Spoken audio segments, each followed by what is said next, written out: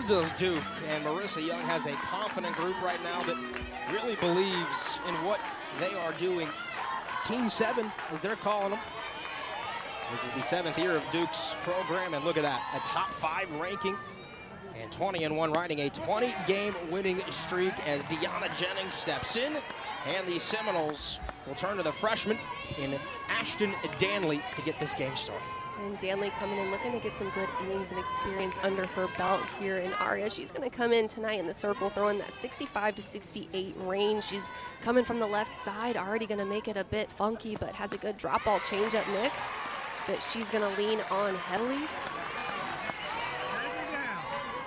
Danley with that 5 ERA on the year. A youngster who's trying to progress, had an incredible start against South Dakota State earlier this week. 5 shutout innings, 1 walk, 4 strikeouts. As this one misses down, and Iolani Alameda talking about throwing strikes. That's been the key for her program. They want to hit about 70% a game.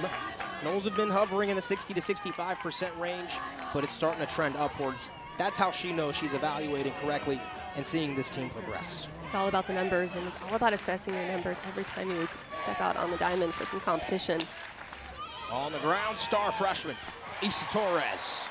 As good as they come with the glove, and she puts it away. 1 down here, and retiring the speedy outfielder, Deanna Jennings. And that's what Florida State needs to do this weekend to have decent success against Duke, is play good fundamental softball, make the routine outs, and not allow extra hitters to come up inning after inning, trying to have any kind of offensive production here to a minimum for Florida State. Anna Gold, outstanding third baseman. Now for the Blue Devils, stepping in against the freshman, Danley. First pitch swinging against the southpaw, catches a piece. Lineup for Marissa Young's Blue Devils. Jennings, you just saw. Gold at the dish. Davidson, Vega, Torres, Tapia, Freelich, Baker, and Sarah Goddard, the right fielder, will round things out. Florida State opting to go with freshman Danley in the circle. See how Noles and the Blue Devils, they create this chess match all weekend long. Duke, of course, having a number of aces they can turn to. Florida State still trying to figure things out. Maybe they're going to have to piece things together. And I think that's why we were a little surprised to see Danley get the start here tonight, but I love it, just kind of throwing the freshman out there, getting her some good experience. And what better way to just let her see what she's made of than throwing her out there to a top 5 matchup. And hey, here, figure it out, right? Gold, who needs 1 home run to set the all-time career mark in Blue Devil history. She's got 6 home runs on the year. She's got 34 of them in her career. On the ground, Flaherty not able to handle it, and the first base runner of the game is Anna Gold.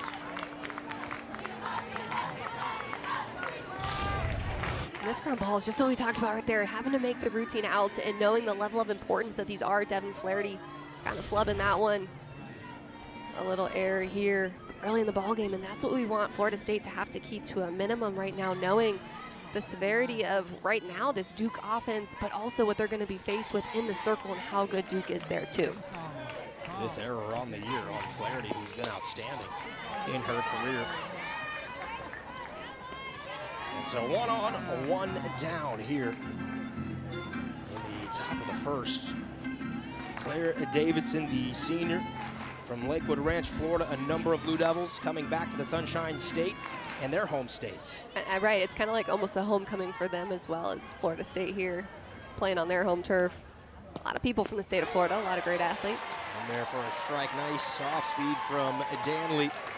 This Duke program has recruited the state of Florida well, obviously a hotbed as we look at it again. And this off-speed pitch here, up in the zone, kind of left more middle, but really good execution there from Danley ahead in the count. And that's what we're going to need to see here tonight for Florida State to be competitive on the field. A good mix of speeds from the circle. Try to go back to it, off the plate, and now it's 1-2. Davidson, a .322 career hitter. Off to a sizzling start here, .433. She's got 5 home runs. There's some pop in that lefty swing. The lefty-lefty matchup, right center, hit it pretty well to the wall, and it's gone.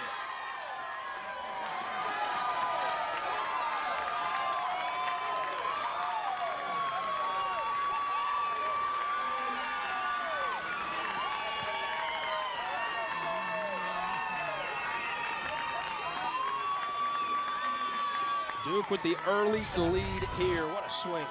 And Claire Davidson, great piece of hitting right there, just gets her hands extended on the pitch left up in the zone. And that right there is the scouting report on Claire Davidson. Is her power alley is gap to gap. She's got so much potential deep in the yard, and Florida State knows that, so have to keep the ball down in the zone for her. But this is why fundamental softball is so important too here early in this ball game, Aria, because right now kind of taking that one run, what would have been a one-run home run, now got double digits on the board. You talk about 2-strike hitting too. And Alex, something you did so well in your career at Florida State, being able to see a mistake pitch up and put a damaging swing on it. That's what Davidson did.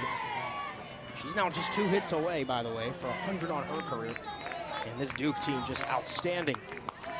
You see the life already in that dugout. They believe that they can come in here and really make a statement. Has Florida State left the door open? Is there a crack there for someone this season to take it? Noles fans don't want to hear it, but there's a possibility. The ACC continues to get better. Programs like Duke, Clemson, Virginia Tech. And the challenge now for Florida State's going to be to maintain, right, on the year. Can they develop? Can they continue to get better? For Lonnie Alameda, who really set the standard for the league for now well over a decade. I think that's the question. As a fan of softball, as somebody that's out there on the field playing, you want to play the best competition. You come to a top 5 and a Power 5 program to play the most elite level possible, but man, it's going to make it hard day in and day out to go out there and have success in the field. So Vega, pretty good swing herself. Opposite field, Mudge up against the wall. What a play by Florida State's outstanding left fielder.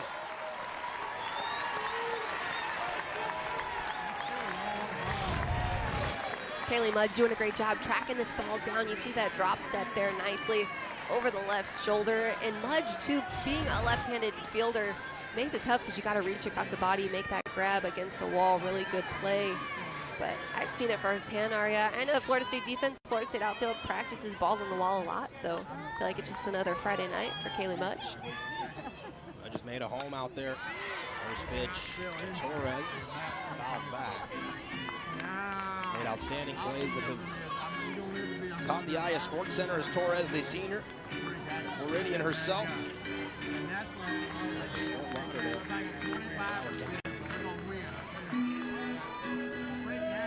Yes, here on the year, nearly 400. Here's the 0-1.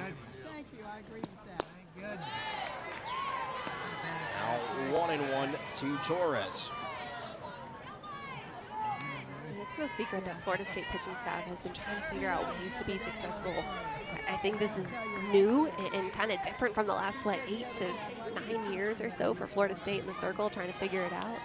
Gone through some struggles, of course, but they're trying to replace and kind of manage the lack of experience out there, especially under head coach Lonnie Alameda with this team. You've got Allison Royalty, who was a transfer coming in last season, had a great year, learned a lot, getting a lot of innings this year. McKenna Reed, only a sophomore, also getting a lot of innings. So Florida State does lack experience out there in the pitching staff.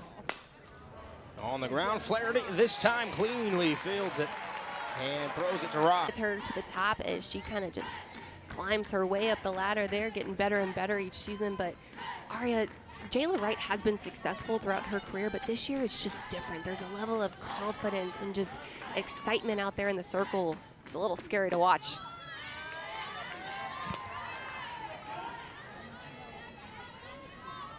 And you take a look at her numbers last year versus this year. Last year she ended the year at the 2.51 ERA. This year so solid in the circle, starting off early, but a .32 ERA right there.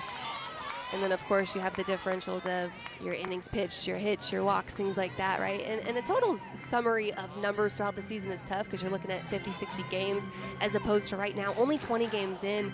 but she's third in Division I softball right now in so many facets, but looking good in the circle with that ERA coming in the top 5. A couple of ACC pitchers in that top 5. It's fun to see. Harris over at Virginia also doing really well. Really good. 57 strikeouts on the year for Wright. One of the leaders in the ACC in that mark. Duke's pitching, they stay in the zone. They don't really walk a lot of batters. Talking to Lonnie Alameda here this week, she said, we've got to make adjustments earlier in counts. Felt like something against Alabama there on Wednesday where the Noles faced some elite arms. That it took a few innings to get going here as the Noles and Mudge at the plate. Outstanding freshman Beecham there in the 2-hole. Harding, Edenfield Ross, and then Waycaster Torres, Danley, Devin Flaherty in the 9-hole. 4 straight lefties for the Seminoles from that 7 spot all the way back to the top of the order. Oh, how about the glove? There for Wright, underhand toss, and 1 away. He's been so solid behind her too. Duke defense looking really good across the country. Top spot too. Yeah, Duke's defense #1 in the ACC. Yeah, pretty good. When you pitch like that and then have the defense to back it up, I mean, it changes everything. Complete game changer, absolutely. Again, just even bleeding into that confidence out there in the circle, knowing that the team behind you has your back. We talked about Danley. Her last appearance was against South Dakota State. So was Jayla Wright's. Back on March 8th, 6 innings, 2 hits, no runs, a walk, and 9 strikeouts. Needed just 72 pitches to go 6 innings. The outstanding freshman, Jason E. Beecham. Local product on the grounds, Golds over to first. 2 up, 2 down for Jayla Wright and Duke here on the road in Tallahassee.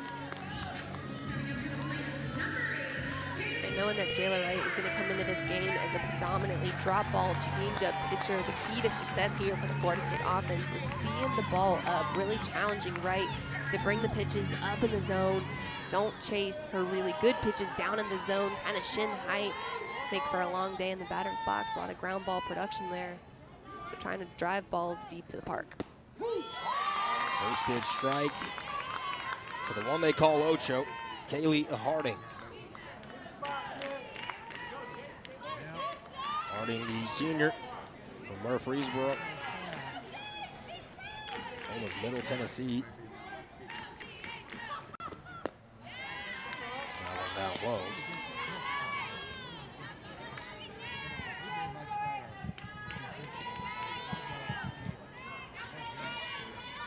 Harding, a .304 career hitter, and on the year 329, 5 home runs and 22 RBIs.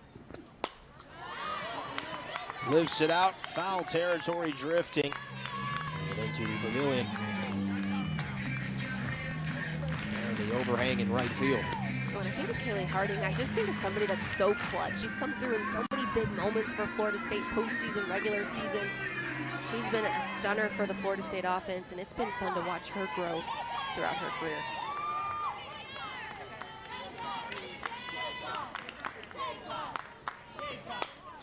Off the end of the bat, and Vega calls everyone off, has it.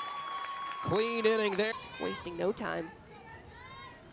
But that's what makes Duke so dangerous, Aria, is the fact that they're really good in the circle and really solid and really just take care of the ball. They're great in the infield and the outfield, making phenomenal plays, making routine plays, most importantly. But then they're really freaking good in the batter's box, too. And offensively, it's hard to beat a team that can just do every aspect of the game so well. This is outside. Count evens at a ball and a strike to Giselle Tapia. The first baseman. 328 average on the year. Danley trying to get ahead. On the ground, Flaherty's been active here early in this game. Clean that time. And the first out recorded.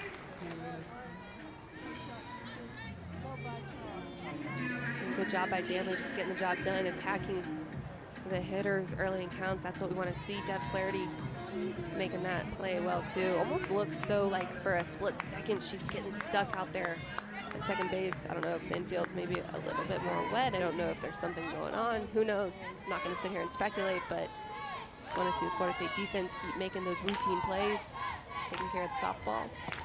Yeah, especially the last couple of years, Florida State's been among the leaders in the country in defense, and obviously the up-the-middle pairing there of Muffley and Flaherty was a big reason why. You've had some absolute stars at the hot corner too. And then the outfield, which is, I still think, is the strength of Florida State's defense. That outfield has, you know, started off slow a little bit, but a number of players that can really cover ground. Florida State hopes to have Janai Kerr back available this weekend. That could be a big deal going forward. Of course, Mudge, who has been a mainstay out there in left as well.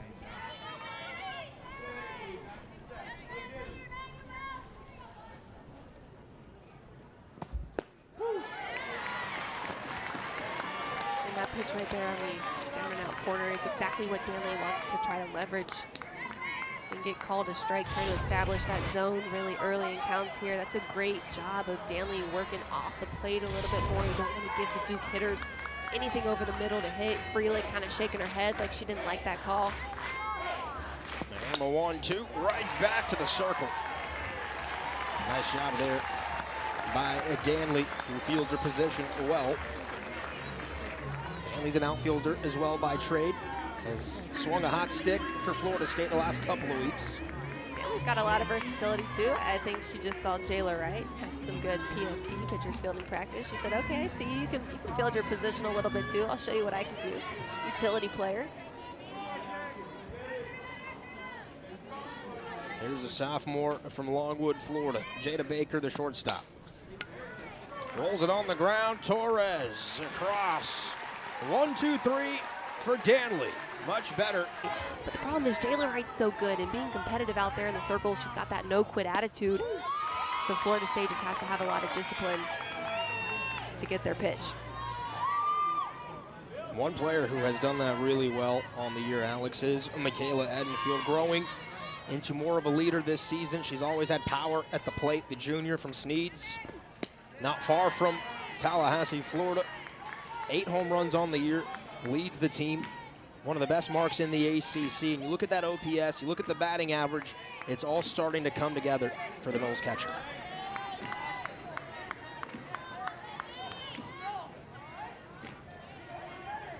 One count. Outside corner. That's a really good pitch there from Wright. That is. It's a really good pitcher's pitch. Not a bad take there for Edenfield, but that's one of the things that Lonnie Alameda has sung the praises of for Michaela Edenfield, is just how much growth Coach has seen from Edenfield. Just so much maturity out there. Great leadership. Has really learned how to have a lot of fun playing her game. Down in the zone. And Edenfield goes down swinging. How about Wright? Talk about having a lot of fun. Jayla Wright out there having a lot of fun. Look how effective that pitch is down in the zone. It's going to come in decently high at the shin and then just have such great drop. Really effective down in the zone too, getting a couple of inches there, moving on that downward slope. And that's the problem, I think, right now with Florida State hitters, is if you see pitches that are going to start shin high, there's no way they're going to stay there. They're going to go to your ankles, top of your feet. They're pitches that you don't want to hit. They're not going to be called strikes either, so you don't really have to worry about the umpire taking the bat out of your hands. It's the ones kind of that are thigh high, going to drop to the knees, or the ones that are going to start at the knees and drop to your shins that you got to worry about. And a renaissance here for Amaya Ross, hitting 400 on the year. 5 home runs, 16 RBIs. The junior from Duval County.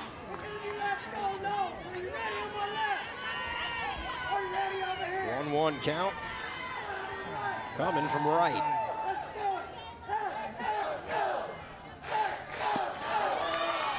Went to the short game.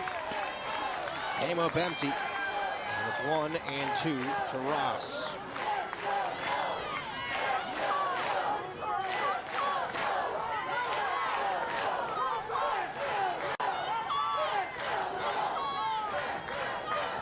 Seminole faithful trying to get their team into it. That one just misses the outside corner. Alex Wright really has a feel for that down and outside part of the plate. Another great pitch, and talk about down and out. You see this Duke defense here, your outfield playing pretty shallow out there in the outfield grass, and that's because of the effectiveness and confidence of Jayla Wright in the circle, how good she is down in the zone. She's not getting a lot of gap-to-gap production here from hitters that they're facing, and that's phenomenal scouting because you've got your Duke outfield selling out for your pitcher in the circle. Only chance you can ever do that is when your pitcher is money and really consistent, knowing what you're going to get. If you lack consistency, if you miss over the plate, your outfield can't sell out like that.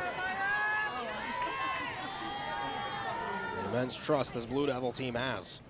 2-2 off speed, got her looking.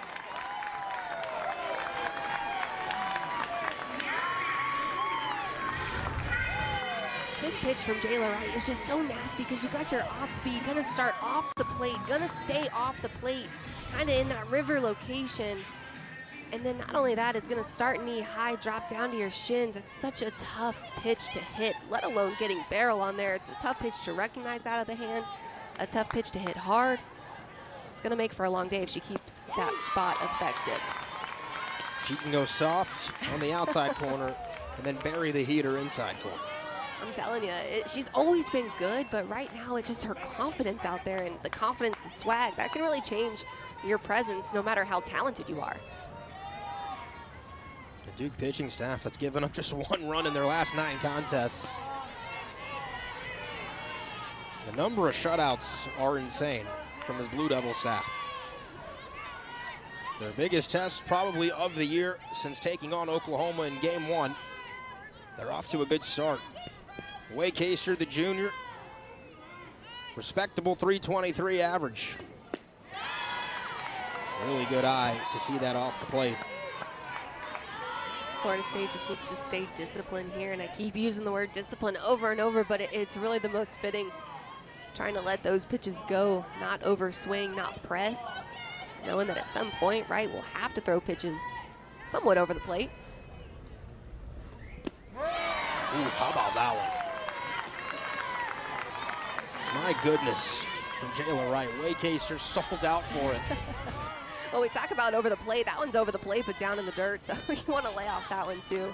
Again, right, it's going to be a compliment of seeing pitches up and getting balls over the middle of the zone that you know you can do damage with. Wade Kaser struck out. Same pitch there from Wright. Vince, they're one of 4 teams to be in the top 10 in both batting average and ERA. Again, doing it on both sides of the field, I think says more than anything. But they've just been absolutely rolling. A lineup that's deep, versatile. Sarah Goddard, Carmel, Indiana, 5'9", the senior.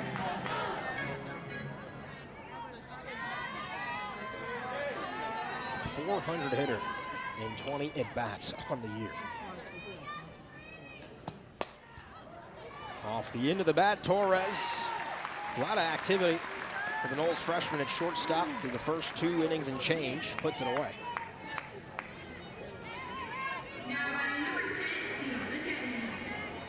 Back to the top of the order. Florida State's freshman. You look at Beecham there. The entire left side of the infield. Brand new for FSU. And Lonnie Alameda, she admitted we're a younger team, right? And a lot of inexperience. Young doesn't just mean true freshmen. It means players adjusting to new roles. And yes, there's some versatility in that lineup. A lot of familiar names. The players that are being asked to do newer things here for this ball club in 24. Absolutely, and experience is the best teacher you can have. A sophomore or junior who's played every game of their career, every game of the season, who's going to have maybe more experience than some seniors who haven't had much playing time. Small ball. Oh, Attenfield, that's nice. Jennings was flying up the line.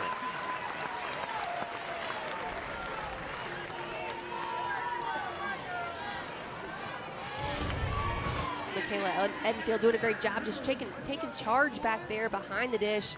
Comes out of the crouch, firing over to first. Steph Flaherty, good bunt position there. On the defense, you had both corners crashing. Love to see that kind of communication, knowing Jennings and the greatness that she has of her short game and putting the ball on the ground. This is a really great start, too, for Ashton Danley, just kind of letting that one pitch to Claire Davidson go in the top of the first, but really responding well, keeping pitches off the plate, down in the zone. That's what she has to do here. Of course, mixing those speeds as well. And a lot of success early on in this game. Hard hit past the diving Beecher. And Golds on for the second time here this evening. And almost right on cue, right? It's like I tee that up. Just sometimes I swear the hitters hear me talking of, yeah, well, Alex, I'm going to challenge you here, show you what I got. We talked to Lonnie Alameda just about where her program sits, and they're going to honor that 2014 team that really started this run of dominance, paved the way for that 2018 national championship team. There'll be some cool stuff tomorrow. You see some of the names that are listed. Saw my color announcer in there as well. You'll be honored. You're going to be busy this weekend. You're dating me a little bit, Aria. 10 years. It's like, oh my gosh, am I really getting that old? But hey, that was my first season, so we had a good run. It was awesome. So much fun to be a part of. You and I were texting about it yesterday. Just an epic year that was. The Courtney Cenas walk-off will live, I think, as one of the top Florida State moments in any sport. I couldn't agree more. To beat Michigan after the rainy delay of that whole weekend was wild. You had to play 2 games in one day. How many innings of softball after you got beat 17-3? Ooh. Hey, don't remind me. It was like the worst loss in Florida State history, but came back to respond well. That's what I'm saying. You know, Florida State has a history of getting it done early, or I guess actually probably the opposite, late in the season, late in ball games, late on your weekend, you know, just trying to make things interesting a time or two. I think last year the World Series was the first time Florida State in the winner's bracket, not having to fight their way out of the loser's bracket. Even the year they won, fought their way out. Do you watch what Florida State's been doing the last few years with not a different appreciation, but almost like, is this ball left field? Is that fair? Hold that thought. Into the corner, they're waving home a run. Gold's going to touch home, and into third is Davidson. Duke has come to play, folks.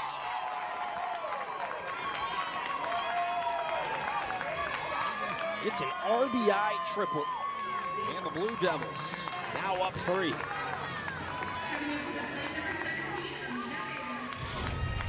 Claire Davidson continuing to have so much success in the box, the hottest Duke hitter that you have.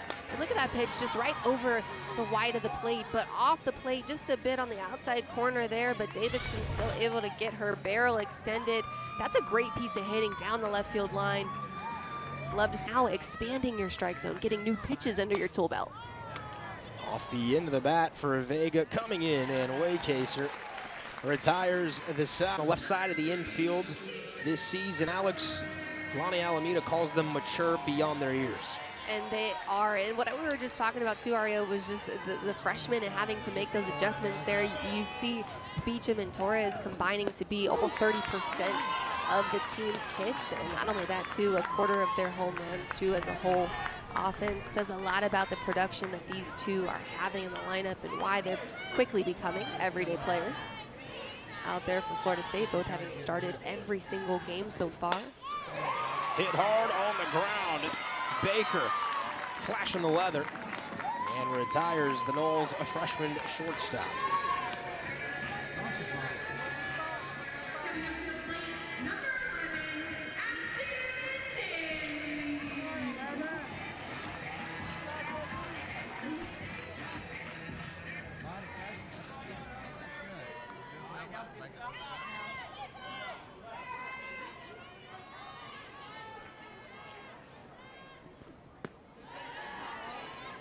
Ashton Danley.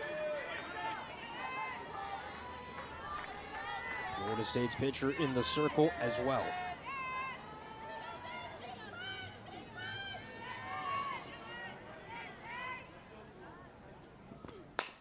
On the grounds.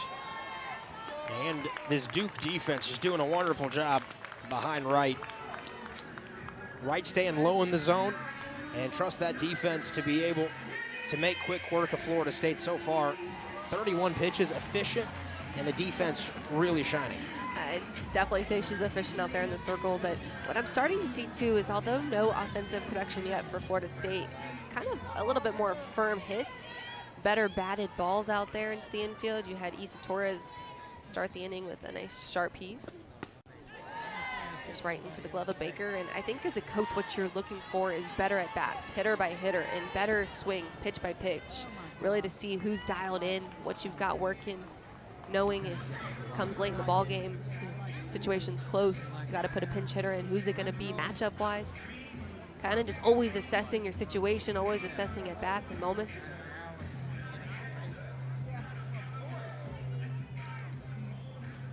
Freelich, quick visit to the circle. And of the 8 outs so far for Wright, 3 strikeouts, 4 groundouts. 7 of those 8. That's what you want. And fouled off. Count evens. If you're Marissa Young, who calls pitches, by the way, for Duke, this is exactly the recipe. You've got a number of different arms in the circle that you can throw, some who live high in the zone, some who can pitch low. They all add something to the table, right? And they all really feed off each other. Absolutely, momentum. It's so big in the game of softball. Outside corner, Flaherty watches it for a strike. Now 1 and 2. Typically, Aria, the team with more momentum, more throughout the game, is going to be the one that comes out on top. It's interesting, you know, that the saying is hitting is contagious. So is momentum, I think. It's a vibe. Hit on a line, diving and making the catch is Goddard. Action crew out there with us, huh?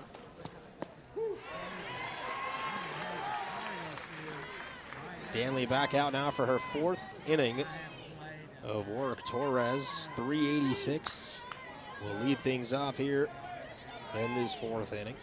5, 6, 7 due up for Marissa Young's Blue Devils.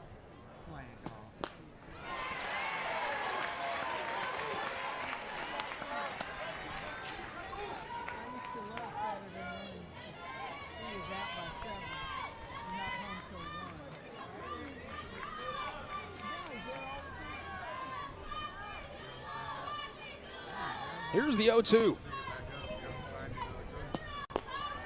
Down and away, Torres grounded out to second in her first plate appearance.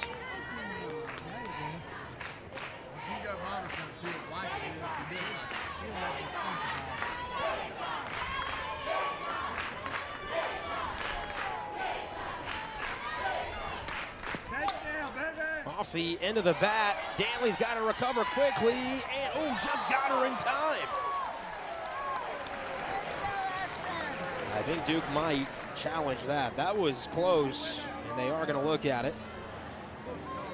Head umpire here, at least home plate umpire, is Cameron Ellison.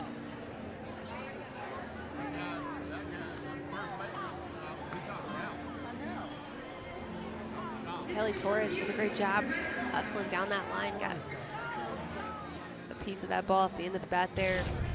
Ashton Danley looking really good in the circle. Look at that pitch down and out of the zone. Such a great pitcher's strike. Just need to field that ball cleanly. We talk about taking care of the softball as she kind of bobbles that one.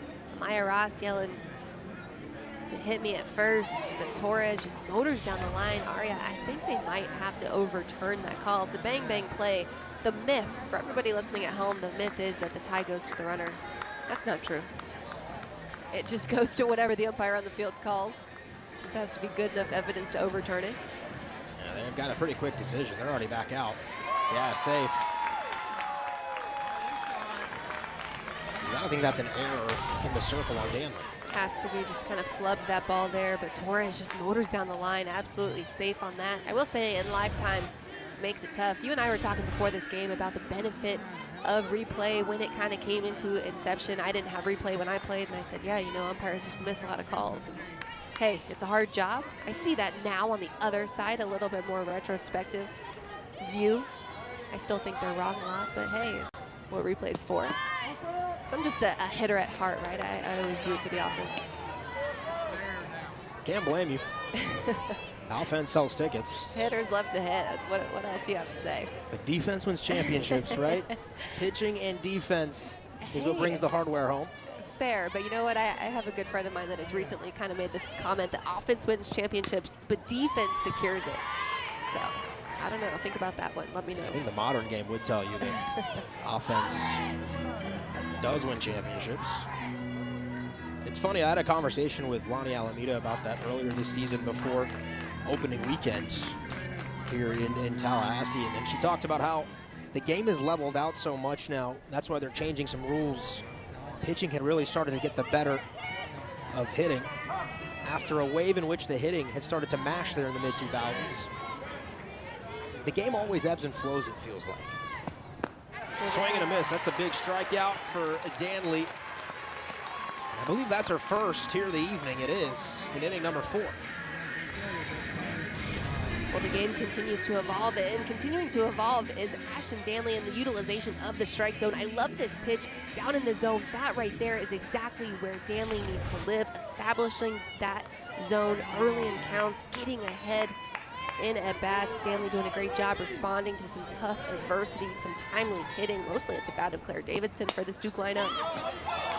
Off the end of the bat, Ross has it. Steps on the bag, but advancing to second is Torres, now 2 away. Amaya Ross showing some good range right there. Nice little backhanded pick. So much athleticism from Ross, too. Playing over there at first. Had to kind of play shaded in as well with the runner. Torres on base. Wanted to play in front of the baseline. So Ross, some good reaction time there.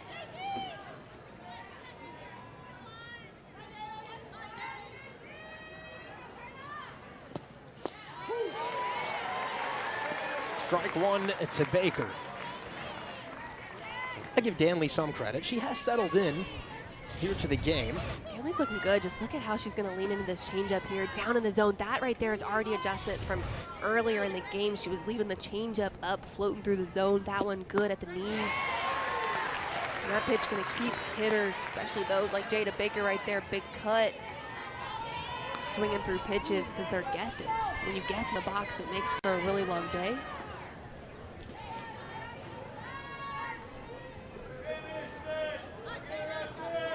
Oh, 2 to the sophomore Baker. A bad pitcher's pitch off the outer edge. Now 1 and 2 from Danley. Cameron Ellison, the home plate ump. Looks like he's given the lower part of the plate here to the pitchers. How does that affect the hitting? Gotta see it up, right? Really challenging, trying to hit early into counts, not leave those calls up to the umpire's hands, his discretion. You were a good low ball hitter, right? Like down on the zone, you were able to really kind of dig it out with your bat, but there are hitters that really struggle to live down there. Absolutely, I did. I like to hunt pitches down in the zone, especially ones off the plate as well. Kind of just fit into my swing a little bit more smoothly rather than those up. 2-2 off the end of the bat and down. That's going to score another run. 2 strike, 2 out hit for Baker, and it's 4-0. Torres touching home.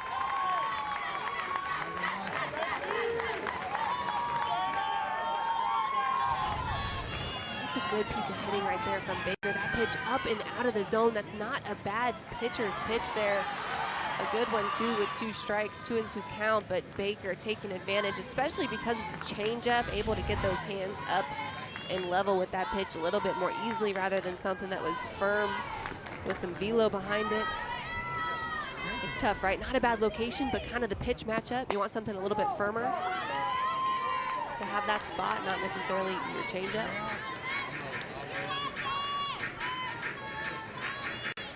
All right, so we've seen some pop as Goddard in there batting 9th for the Blue Devils in an 0-1 count. Duke has shown power. They've shown small ball, the ability to hit with 2 outs, 2 strikes. Advancing runners. I mean, it's been a pretty complete performance early on. Rolled on the ground. Torres, I don't think she got there in time, however, was able to hurry the right. A lot of levels left. They could make OKC. They have all the makings. They could. And don't speak too soon, but I think the things that Duke has done early in program inception has been phenomenal. Marissa Young, first season in 2018, off to a rocky start, of course. Who wouldn't with a brand new program, brand new athletes, but in a short amount of time had to face COVID in 2020. That's a tough one. Then 2021 came back. Of course, historic record, 44-12 that year, clinched the ACC tournament. That was the first hit of the night, and it's Kaylee Mudge. it through the 4-hole.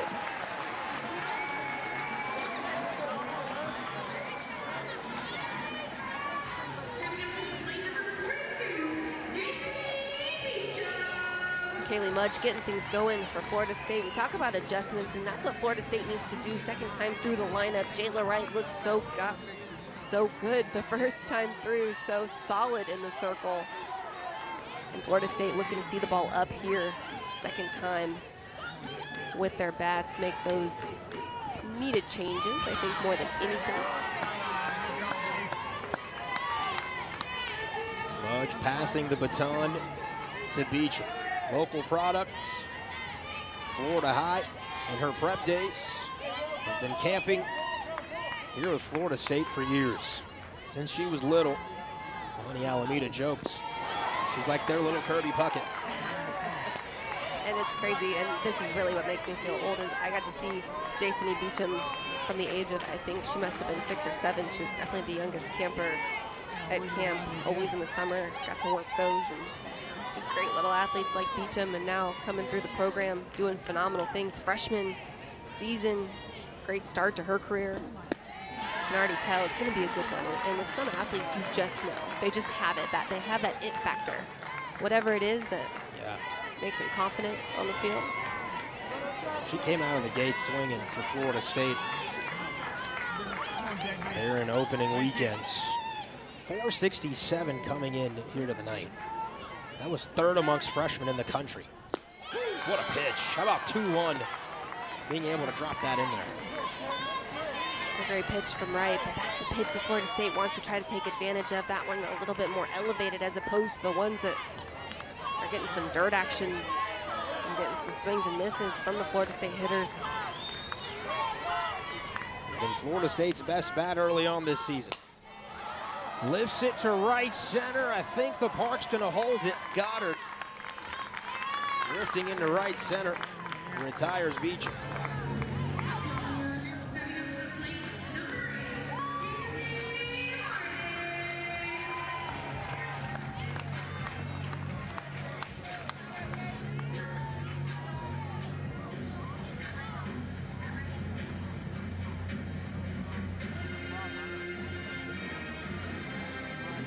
Quick conversation there from Coach Young in the circle with Freelig and Wright. This is that second time through the order, typically where offenses start to make adjustments after they get a pretty good glimpse, right, of your arsenal, what it looks like at the plate. Absolutely, and when you look at the Florida State offense, you have hitters that typically get circled when their opponents are scouting, and this is for any team, right? Obviously for Duke, you have Claire Davidson with a big circle, maybe a star, a little bit highlight action.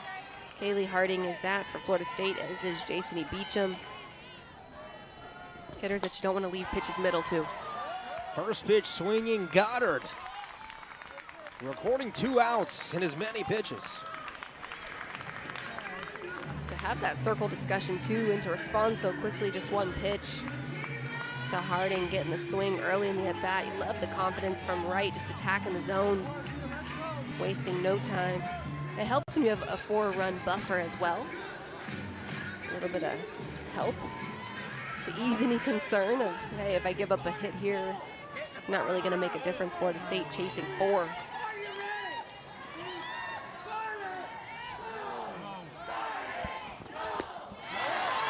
That drop ball is disgusting. And she's got a feel for it here tonight. The pitches at the shins, and I'm telling you, you can't do damage with pitches down there.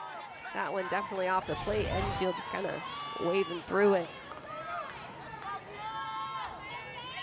But Wright makes it look so easy. That time, Haddonfield able to see it the whole way and let it drop for a ball.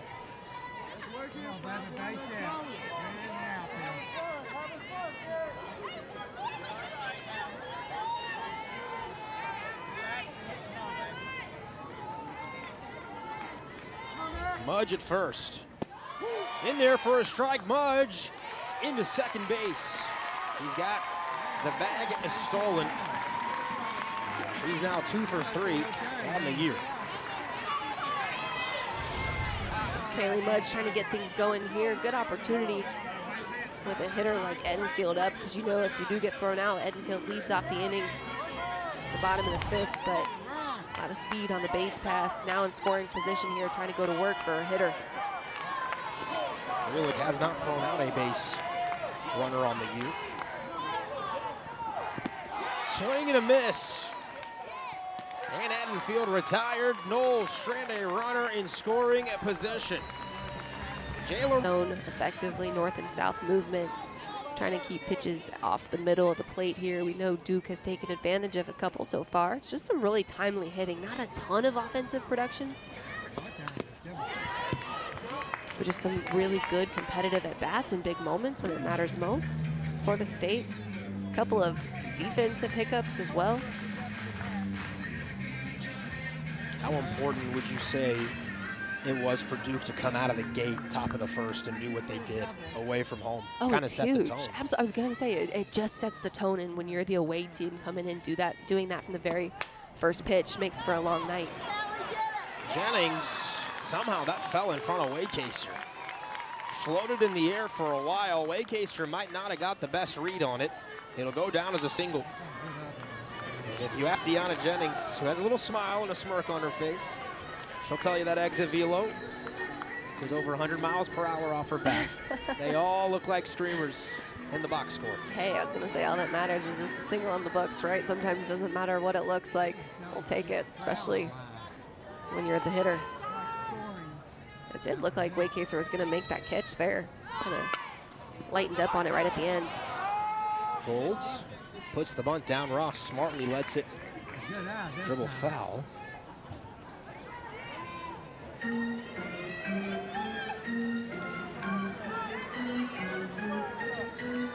Talk about being in the right place at the right time defensively, too. You've got your outfielders playing middle. Not a bad spot to be here for Florida State, but kind of makes you question again when Jennings is up to bat why we're not making that catch. Got to take care of the small things, right? They make all the difference. Are you happy now? You're glad to see it? That's good. You leave it right there. Golds, 1 for 2 here tonight. Got to keep an eye on Jennings at first. She's 7 for 8. Stealing bags on the year, leads this Duke Blue Devil team. Top of the 5th. This one hit pretty hard, and Mudge gonna have to scoop it off the bounce. Back-to-back hits for Duke off Mimi Gooden.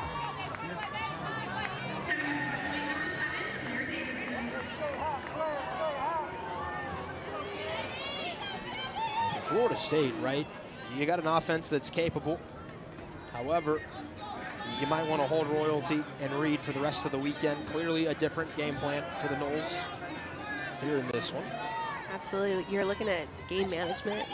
We know that Florida State pitches by committee, but also trying to leverage the arms most effectively, being timely with those kind of changes. And this is a tough moment. You don't want Claire Davidson in the batter's box with runners on base, especially with the 4-run buffer right now that Duke has. It's a dangerous spot for Florida State defense to be in. Davidson seeing the ball so well. And that's what makes it so tough when you're facing a team like Duke, right? On the side of their defense, their pitching looking so solid out there, Florida State trying to catch up, make those adjustments, but then hitter after hitter on the side of their offense. Everybody's dangerous, and one of the things that Marissa Young said she was most proud of in their win against Liberty was production was from their 7, 8, 9 hitters. Not necessarily the same hitters at the top of the lineup, which, I mean, call it like you see it, Davidson is just red hot right now, but when you can do it 1 through 9, 1 through 11, oof, you're hard to beat. Against Liberty, Duke, that was the first time they had trailed in multiple weeks. Nice pitch there from Gooden. Down 1-0 early, right on the road, playing a Liberty team who had just homered. First runs you've allowed in a while. Still have the resolve to kind of shake it off. Okay, no big deal. Right. Figure it out and keep it rolling. Hit pretty hard. Left center field, riding and off the top of the wall. Jennings gonna try and test out the arm. Oh, high throw, safe. And both runners advance.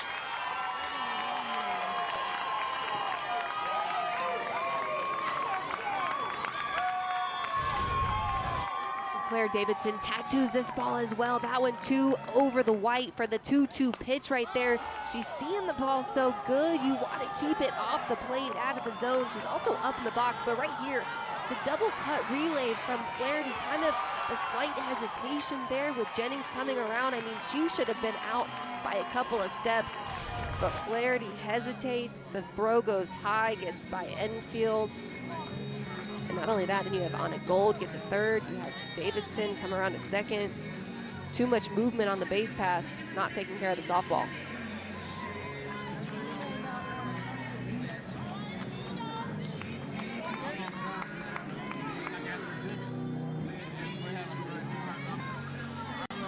Davidson now just a double shy of the cycle.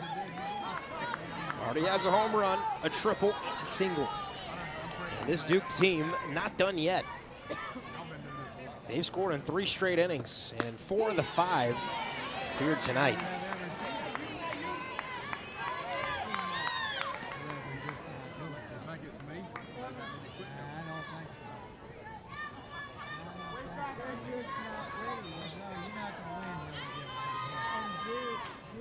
Vega. That's a base hit. More damage done. 1 run is in. The throw to the plate cut off. 2-run score. It's 7-0 Duke.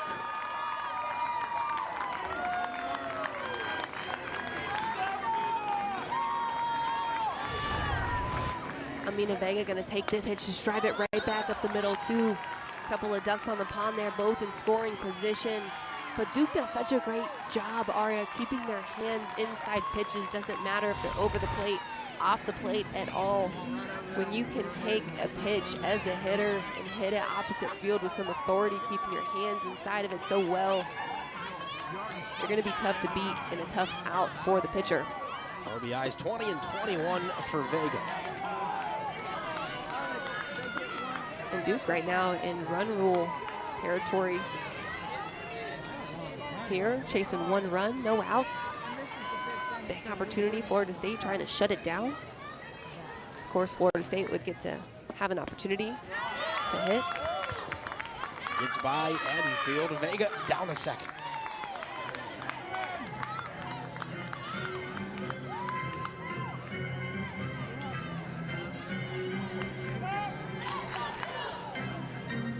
Those 3 hits also by Davidson do get her to 100 on her career.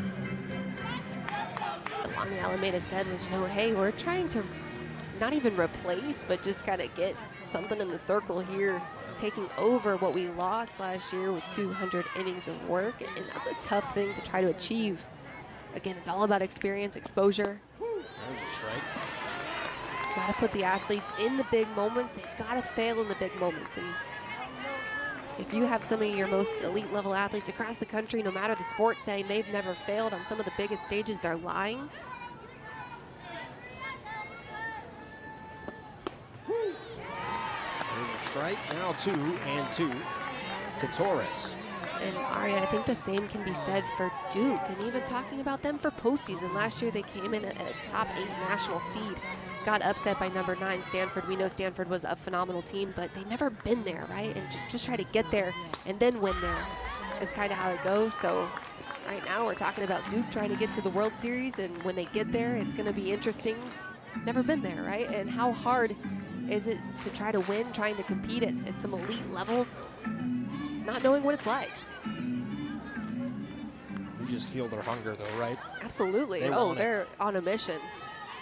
Makes it a little scary when a team's hunting. Just foul there from Torres outside of the bag at third base. And I say scary because when you have a team that's on a mission, they're so hyper-focused. They know what they want. They're so intentional about their actions and everything they're working towards. It's kind of that, who's going to try to stop me? Who's going to get in my way? Run through a brick wall type of mentality. Beecham looks the runner back to second. First out of the inning as she fires across to retire Torres.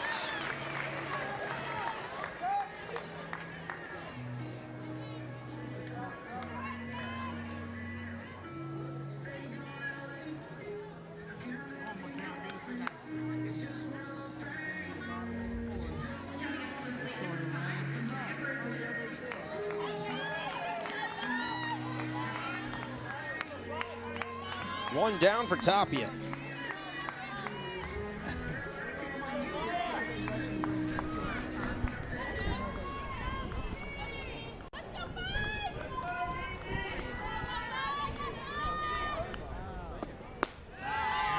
First pitch missing there. Got a pinch hitter in Amaya Burgess.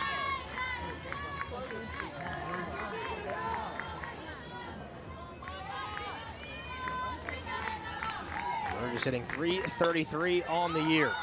Up the middle, Flaherty's got to hurry and just got Burgess in time. Down to third base goes Vega.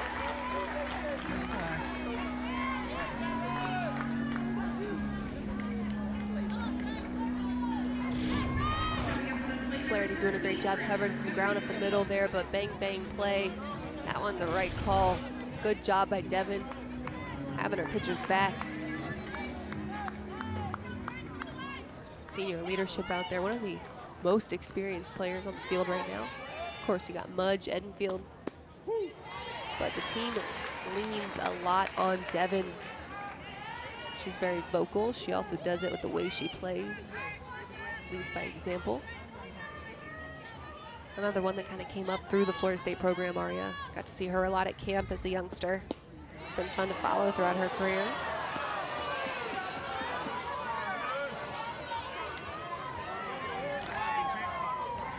Two outs, runner at third. Take another look at this. The fans not happy with that call. We talked about the umpires giving down in the zone a little bit, but definitely challenging the pitchers off the plate. That one looks like it had been painted right on the outside corner, but not getting the strike call there. Talk about making for a long day in the circle when you're not getting pitches on the corners. It's tough to find some success. These are some of those growing pains that Florida State's been going through in the circle. Hit hard, center field, going back on it and making the grab. Right this weekend. Effective, and you have to question too, right? If you're Marissa Young, Lonnie Alameda's strategy going into tomorrow, having started Danley today, that means McKenna Reed, Allison Royalty would be fresh tomorrow. So I'm curious if we'll see both the aces for Duke coming back tomorrow. Cassidy Curd and Jayla Wright. Marissa Young labeled both of them as her pitching staff aces. And now we see Danny Drugmuller in the circle. Transfer from Pitt. This was a big pickup for Young and the Duke staff as a whole. Because Drugmuller came from Pitt, having been their ace, somebody that got so many innings last season, and then taking a very different role here on the Duke pitching staff. Not somebody that's going to be the everyday starter here, but knows her role, has embraced it, and been really effective in the circle, owning that role. And I think that is so important for the culture of a program as well. And Marissa Young was so complimentary of the impact that she's made as a teammate. Yeah, 33 appearances last season for Pitt. She's the senior from Illinois. And one of the things that Young said to me, I got to have her on my podcast earlier this week that I host with another ACC alum. And she said that when Danny Drugmuller looked at me and said, "Coach, I want to win," I knew that she was right for my program. And I think that more than anything, to have a complete role shift to having 30-something starts in the year last year or appearances and then go into a very different capacity into a very solid team, says a lot about Drugmuller as a competitor. Hot off the bat from Ross. Alex, what's the name of your podcast? How can we listen? My podcast is called Up the Coast with Alex and Britt. Brittany McKinney and I. Brittany went to UNC. She's a couple years older than I am. Never got to play against her, but have done a lot of work with her on the ACC network. And we just said, you know what? Hey, we want to start a podcast. Let's do it. Lifted out to right field. And coming in to make the grab, there was Goddard. And I think what's so fun is that Britt and I have taken the approach of covering ACC series, ACC teams all throughout the 2024 softball season, giving people the rundown of who's hot, who's feeling really good, who's maybe not so good right now, maybe the reasons why. It's been a lot of fun to talk softball. Waycaser. First pitch down and away.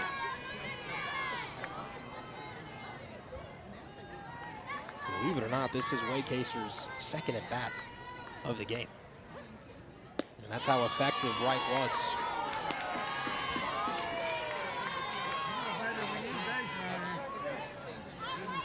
Florida State offense looking to get something going here. We mentioned it last inning, but in run rule territory. If Duke tacks on another one in the sixth, so Florida State looking to respond, score a couple. There's a strike. Florida State, I think you're just looking for signs of life. Maybe not just for this weekend, I mean for tonight, but for the rest of the weekend. I agree. Hit hard, left field, running grab. Davidson has done it with the stick, does it with the glove that time.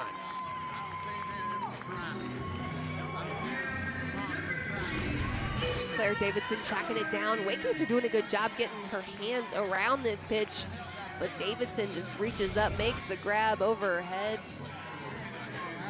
And that's why the Duke pitching staff is so confident. They know they have the infield and outfield behind them that's been so solid all season long. Drugmuller going high to get it, retires. Torres on the ground out. Quick inning. Duke squad, but you mentioned it too, tracking a couple balls down in the outfield. Doing well with the glove too. That ball is smoked out to left center, forget it. Jada Baker leaves the park.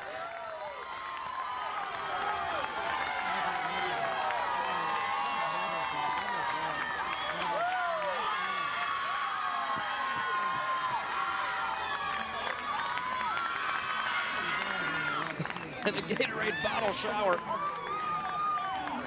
to cap it off. Duke is fired up. Look at the celebration there. It's a big swing of the bat, but I love how the team is rallying behind Baker. Take a look, first pitch, wasted no time off of Emma Wilson. First pitch just down the middle, tattooing this one off the light pole area. I mean, I'm pretty sure that off the bat, all of us knew that that one was gone. She hammered it. Hardly had a chance to introduce Florida State's new pitcher. That was the first toss there from Wilson.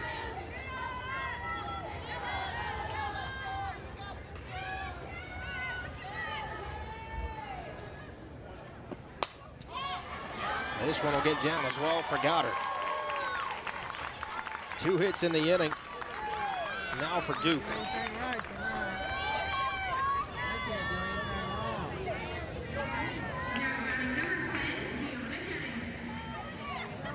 And Emma Wilson coming in this game, a senior for the Florida State pitching staff, hasn't had a ton of innings from Dallas, Georgia. But Aria, she's going to be predominantly up in the zone, but similar to everybody else, trying to work pitches out of the zone that are still believable enough to get some good swings and misses here. Wilson has pitched in some big games for Florida State, as well as out in Oklahoma City in the Women's College World Series. Top of the order for Duke, Jennings, then Gold and Davidson. Take a look at the infield there, kind of selling out for Jennings in the box. Short gamer for sure. Gonna try to feed the left side. As we take another look, you're gonna have Dev Flaherty shaded over, cover in second for the steal or double play ball. But Jennings has so much speed down the line too, Aria, but the infield selling out, trying to get a good play here going, have the back end and Wilson. Runner going. Edenfield's throw outside of the bag didn't matter. Goddard has the bag stolen. That is Goddard's first stolen base of the season.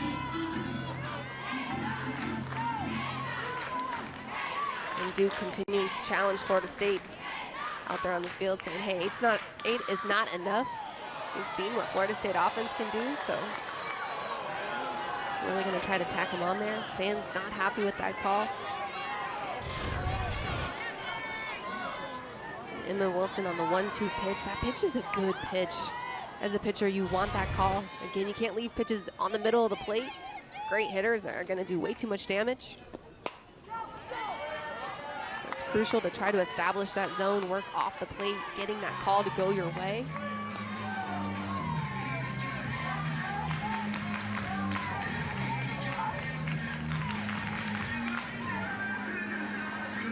Jada Baker's home run 2, putting Duke in that run rule territory here.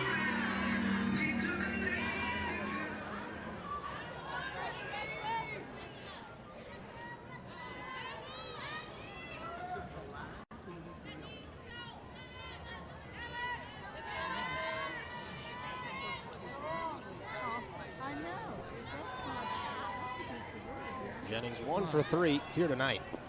On the ground, foul again.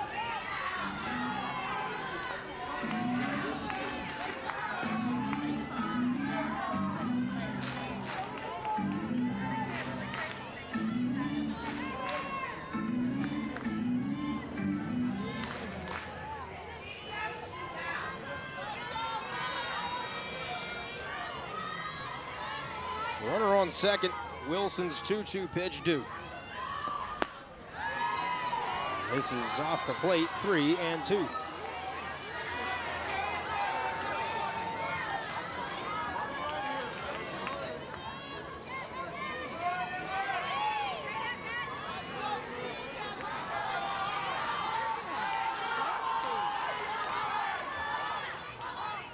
Now the full count offering.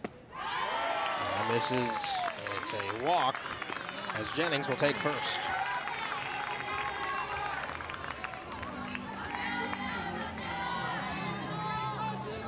Good at bat by Deanna Jennings, really challenging Emma Wilson to have to come back in the zone if they're not getting those calls. But Aria, I think something worth noting is that's the first walk on the day from the Florida State pitching staff, any of the pitchers that we've seen so far for the Duke offense. I think saying a lot about how well they're swinging the bat, how aggressive they are in the box too. Talk about free passes, a couple of errors from Florida State, obviously not typical, not what we want to see. Playing good fundamental softball there, taking care of the softball, limits any further offensive opportunity that Duke may have, but first free pass walk. We've seen Duke do a number of things, right? 2 out hitting, 2 strike hitting, hit to the opposite fields, punish, pull side when they see it, run the bases, short game. I mean, it's been a complete performance. Of course, everyone knows about what they do in the circle. Best ERA in the country. But it's been the offense here tonight that's been the biggest, I think, to me, has impressed me the most. Absolutely. Well, when you're hitting almost 400 with 2 outs, I think that's saying a lot. Duke 3 for 8 on the night, 375 with that average in 2-out situations. Just talk about total execution, getting the job done. There's so much that can be said about culture and, you know, doing things the right way, and, you know, all these great pieces of life and what will be these athletes' careers.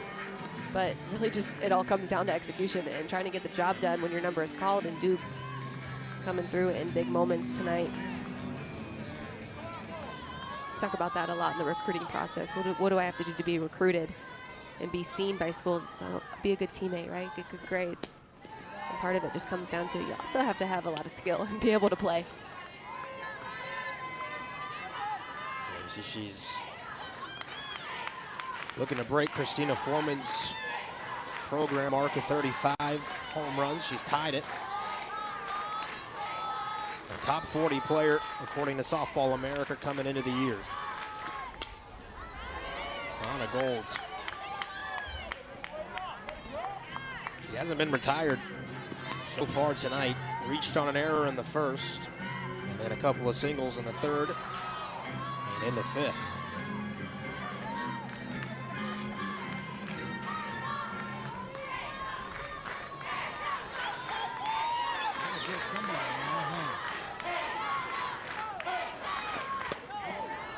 This is inside, and heavy base running down the third. Goes Goddard. Jennings will stroll into second.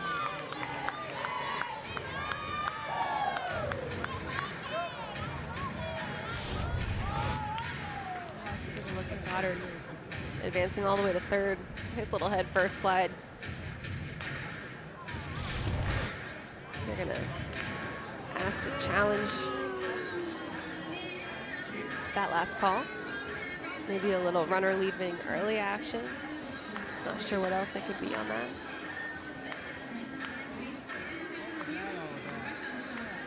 See the umpires headed down the first, taking a peek at the camera.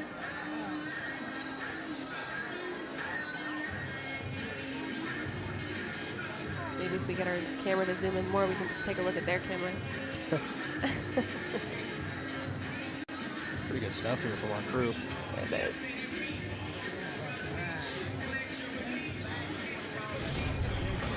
All right, as cool as that would be, this is probably better. Interesting call right there.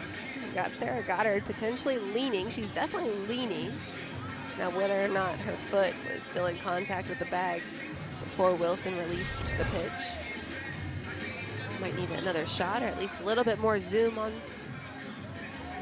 or at least my vision. I don't know about you.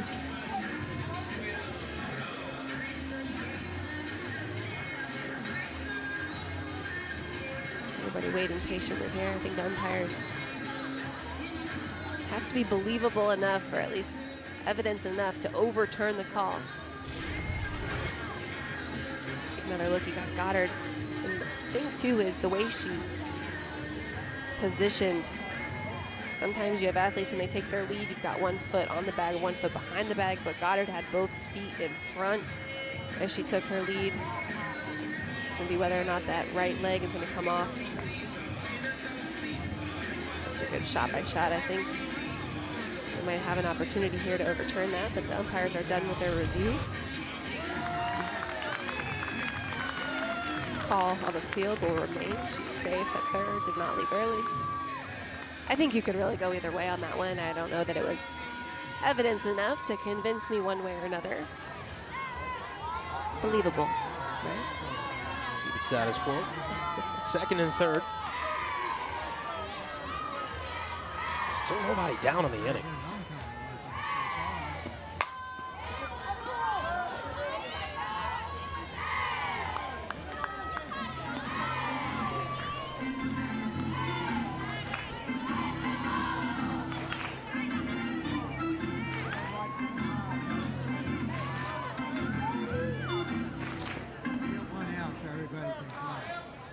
The 2-2 to Gold.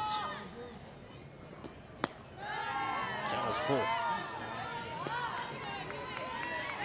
think it's safe to say this whole Duke offense is definitely in swing mode. Again, just mentioned Jennings getting the first walk of the night late in the ball game.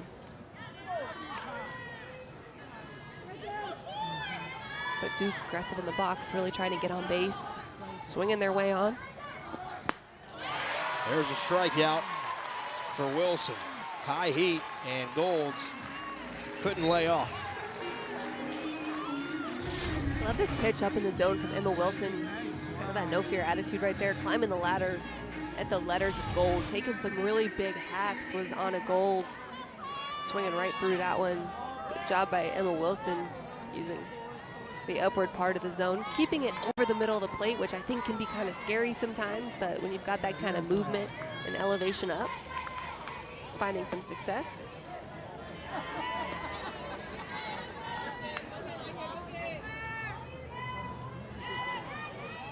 Davidson needs just a double here for the cycle.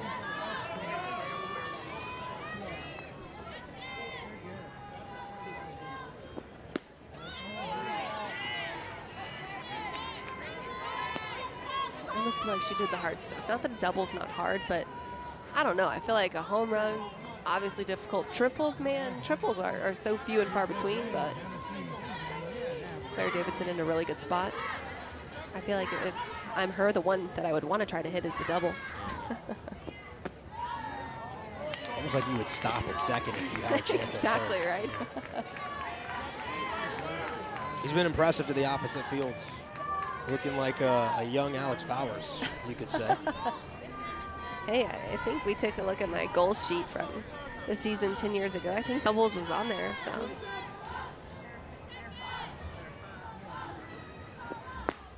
3-0 in there for a strike. That's the sign of a complete hitter, right? When you can go to the opposite field, have the patience to see the ball as deep as you possibly can. Spot on. Absolutely. Great hitters hit the other way very well.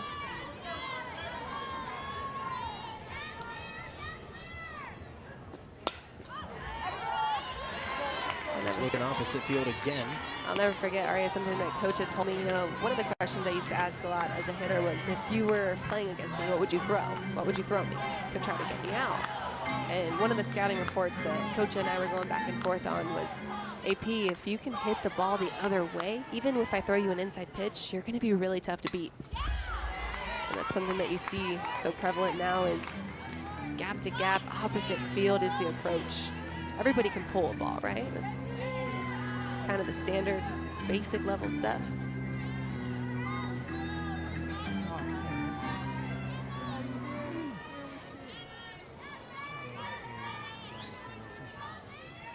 Full count to Davidson. Misses the outside corner, and the bags are juiced.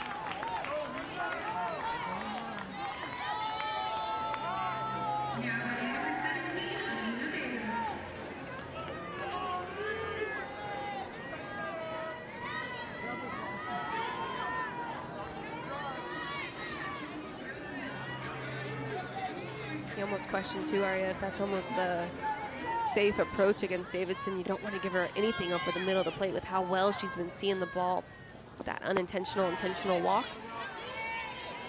But then it's kind of like a pick your poison. You got Amina Vega now in the box, a really big threat as well for Duke.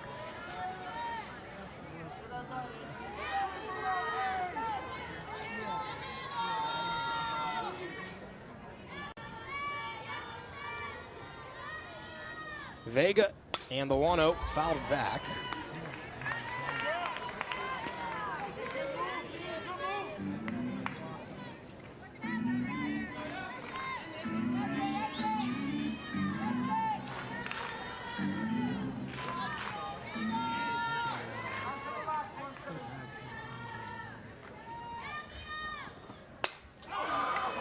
Left center, gave it a ride, and it's off the base of the wall.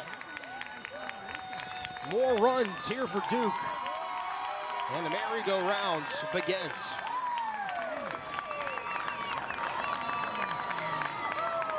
Ten runs here for the Blue Devils.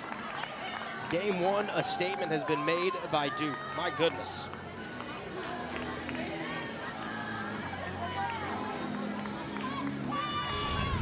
About great hitters going opposite field. Take a look at this pitch from Amina Vega up in the zone. Too much white right there, just taking that ball the other way.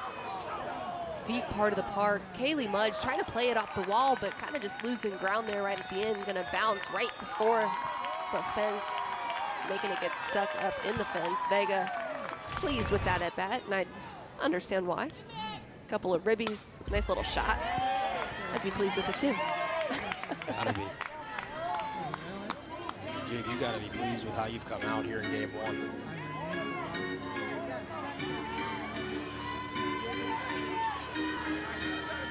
Marissa Young talked about this being a super regional-like atmosphere.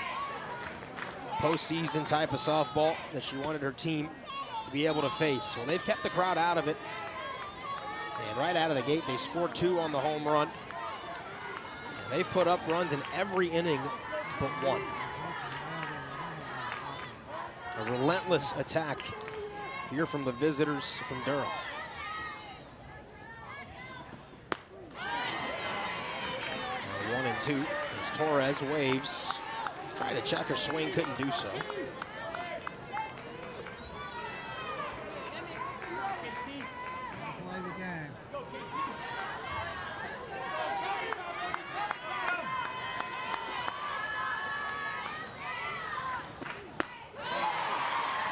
There's a strikeout.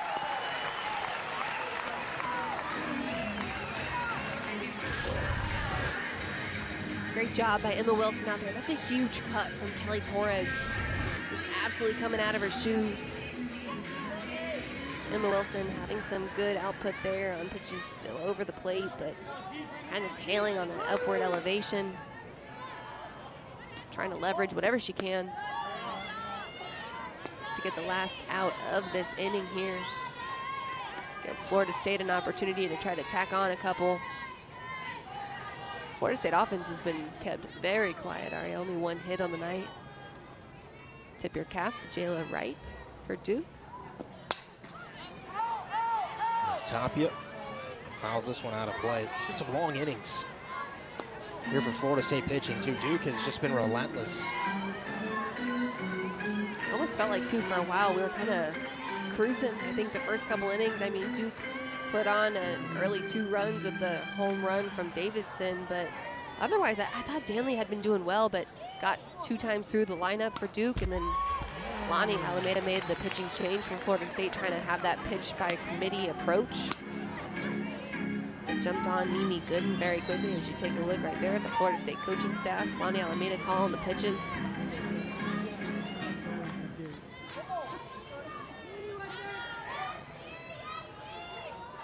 Now the 1-2. Make it 2-2. And Wilson nearing 40 pitches just in this inning.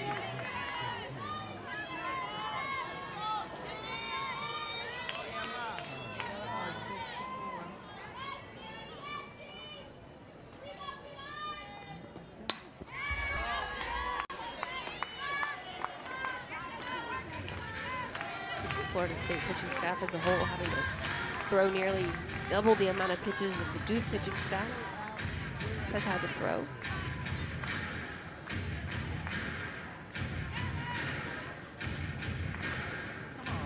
Talk about depth and looking ahead for the weekend makes it tough tomorrow. Duke pitchers feeling pretty fresh. Jayla Wright only having thrown 40, 45 pitches on the night. Could see her again tomorrow. Florida State, a couple of their aces, I'd say McKenna Reed, Allison Royalty, fresh for tomorrow too.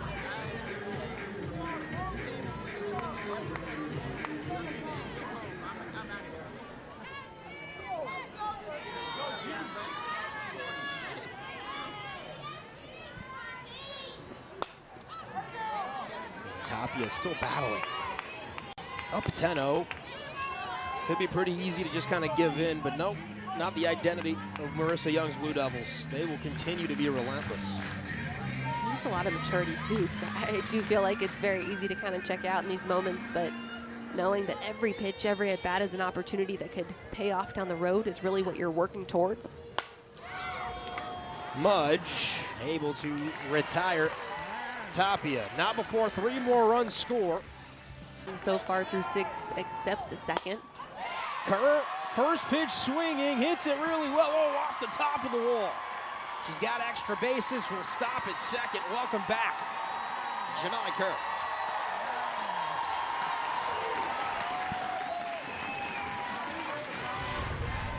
Janai Kerr wastes absolutely no time. First at bat for her of the night and takes the very first pitch that she sees opposite field. Shocker there. Love the oppo power from Kerr. Hasn't had an at bat in just over a week. Aria kind of trying to get healthy here. We see her with that knee brace, back on that knee, but she's been so crucial for the Florida State offense throughout her career. So not seeing her in the lineup is tough. A leader out there, the way she plays. So I love to see these people off the bench getting opportunities now. Katie Dack, pinch hitter for Florida State. So Dack at the dish. Belvi will pinch run at second. It's good to see if you're Florida State, right? Your center fielder comes in first pitch. Looks healthy enough to drive it off the wall. Just missed a home run. As Dack, she straightens that thing out. Would have probably joined where Kerr's ball was, maybe further. The thing too is it's so fun whether you're that player, that hitter, I think just yearning to get back out there on the field or to get the opportunity. Or on the flip side, if you're one of the players that were the starters and you're like, man, they made it look so easy, I need to pick my game up, right? That healthy competition on your own team. I remember when I was a starter and not seeing the ball well, or if I was kind of in a slump, things felt fast in the box. Somebody would come in a pinch hit situation, put a couple good swings together, have some success. I'm like, man, I just need to do what they're doing. Simplify the process.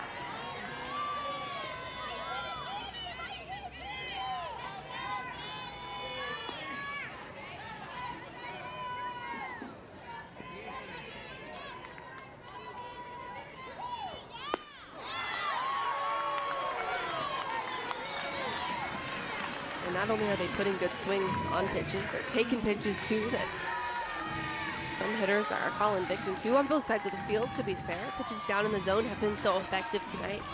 Getting swings and misses on both sides. Off speed misses.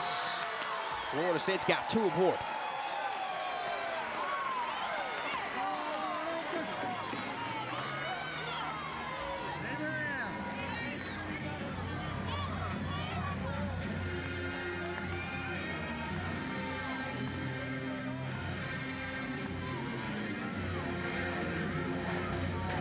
Young calling time to come out here and have a conversation with Drug Mueller.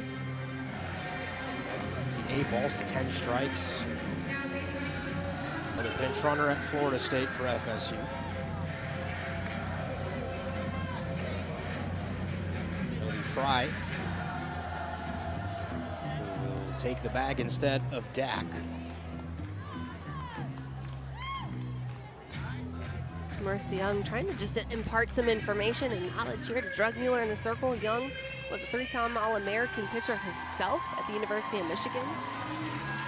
The Big Ten Pitcher of the Year, Player of the Year.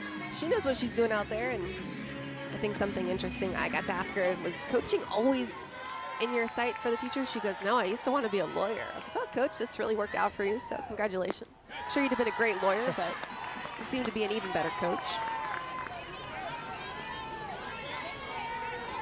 Crazy, I think, where the game takes us.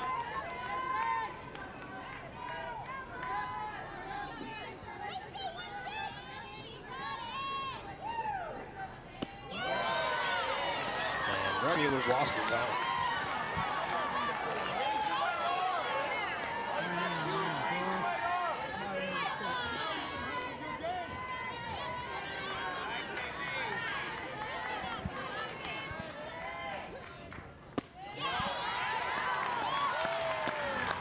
Danger. They're now walking Mudge and loading the bases.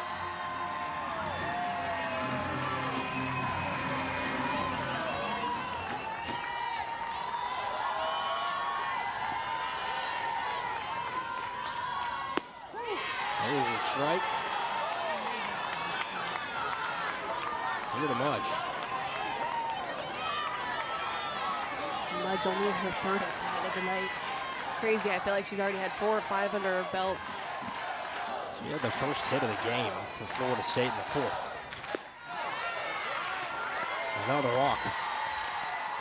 Bases loaded, nobody out for FSU and Jason E. Beecham.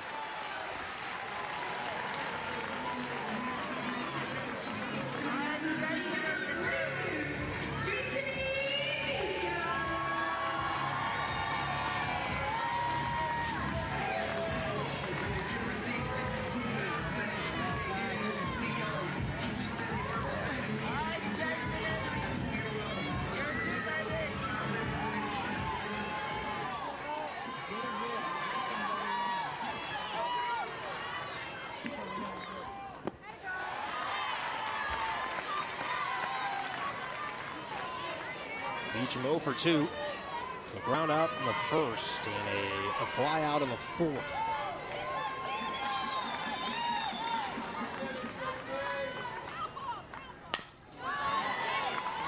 It's a piece, 1-1.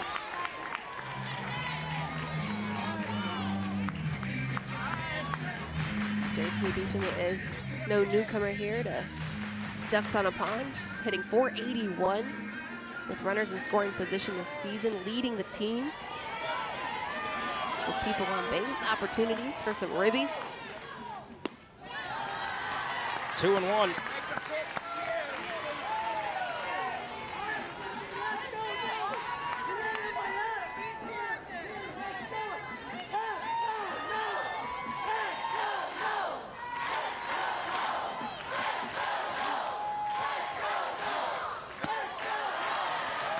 Now 3-1. Really the first time all night Duke has had to deal with a situation like this. Absolutely, Florida State offense being patient in the box. I'd like to see that adjustment here with Drugmuller in the circle. Wasn't so patient off of right. And Florida State trying to do too much. Hit the ball too hard off of Jayla Wright, who's doing a great job keeping the ball down in the zone, but Drugmuller missing up and outside the zone a bit more.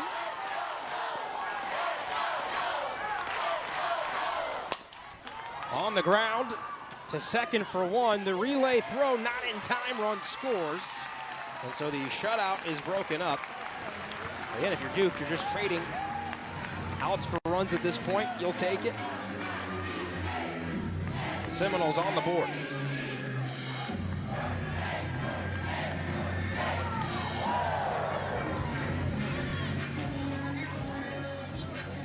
Thinking of bat that Beecham would have wanted to have back, let that ball travel just a little bit deeper in the zone. What kind of power could I have? What could I do? Hit the ball in the gap somewhere.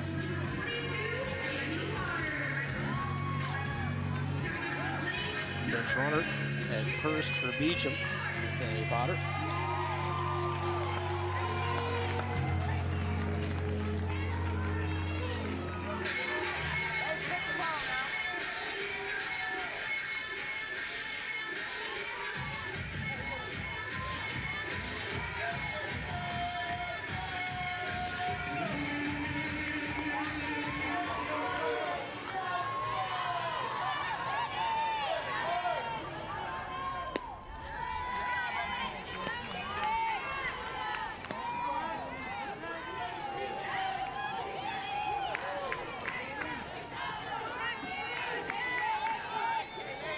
Runners on the corners and a one down. Here for Kaylee Harding. Couple of mix-ups with Drugmuller in the circle. Couple of confusion times. Some missed calls for her pitching. And what she's going to throw. A little bit different, right? From what we saw A with little. Jayla Wright. yeah. And to me, right now, that's a lack of just confidence in the circle of whether or not she's questioning if she's getting the right call, if she wants to throw something else because maybe she's more confident in a different pitch. And I'm all for pitchers shaking off the call. However, when there's a bit of confusion and you're not looking like you're owning the pitch that coach is calling or what your catcher wants you to throw, I think that's more of what we're assessing here.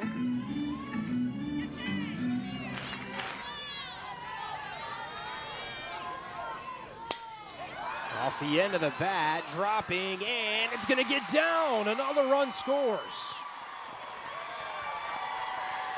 Fry touches home plate, and it's 10-2.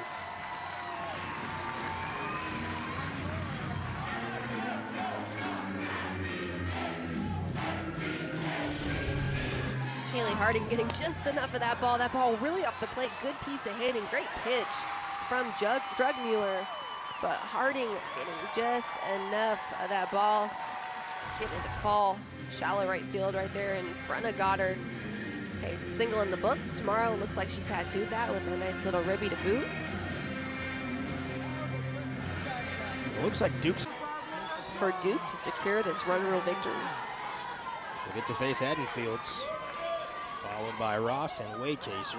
Middle of the Knowles order. Florida State's got 2 runs in here in the bottom of the 6th. A couple more aboard.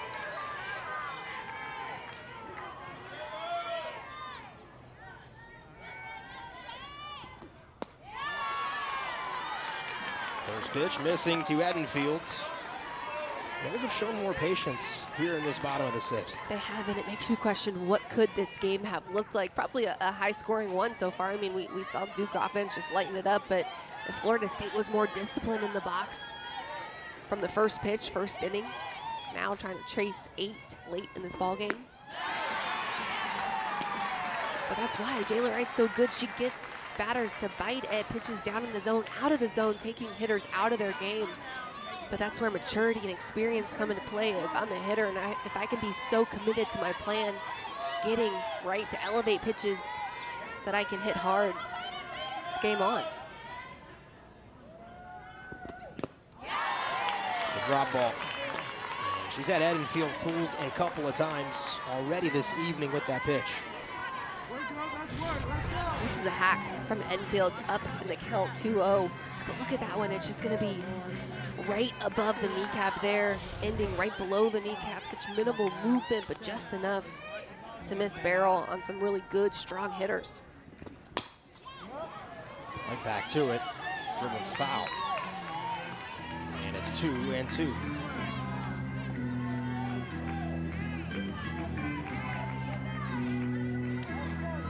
Talk about effectiveness in the circle as you take another look at the outfield here. Selling out for Jayla Wright. Playing a couple steps back from where they were just a couple innings ago, but still playing pretty shallow in the outfield grass. Playing for the miss hits, because that's what Jayla Wright's so good at getting. Down moves full. Good AB being put together by Edenfields. Look at those numbers against righties.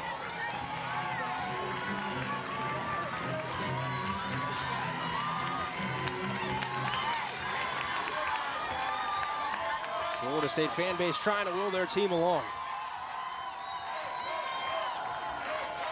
2 on, 1 down, full count to the Noles' best power hitter.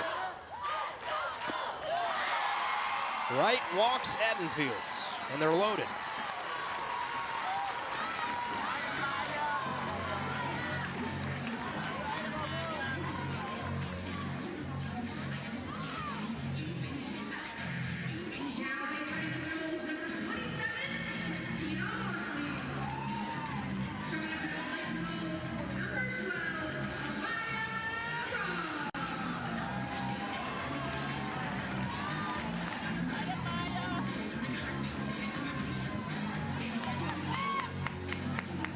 Christina Hartley coming in, a pinch run for Enfield. Just got on base by way of the wall.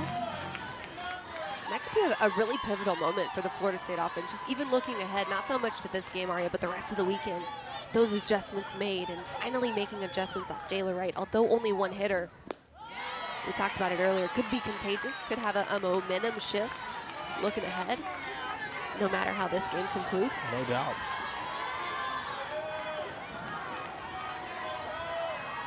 Ross 0 for 2 as the base is loaded.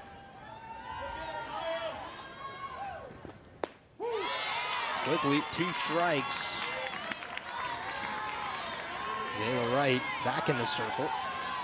You do wonder, you're cruising, you get taken out of the game, you go sit down, you cool off, you think your night's done, and then you run back in there. It does take a second to rev back up. You gotta stay ready. Base hit, right fields. More damage done. Only one's gonna come in. The Seminoles keep the game alive.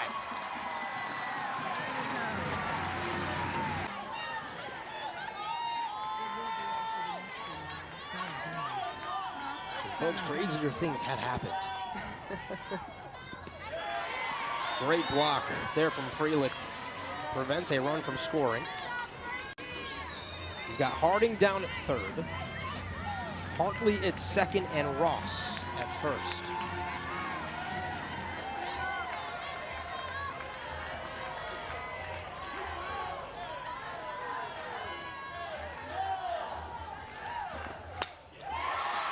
Into the gap, caught there by Goddard, tagging, coming home, touching the plate will be Harding. So a sac fly cuts the deficit to 6.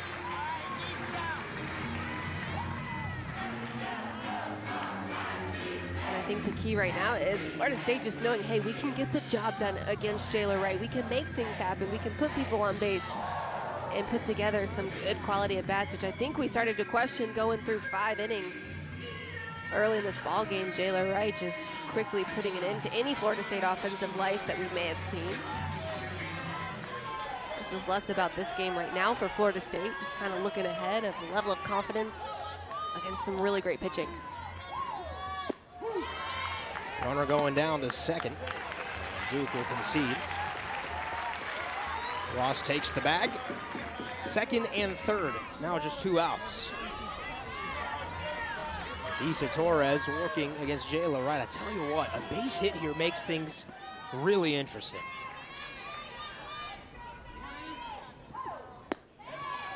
Off speed missing. Now 1-1.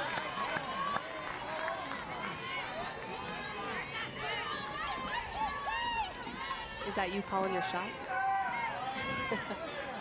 Just Creating joking. I a won't hold you to storyline, it. Yeah. right? I won't hold you to it. No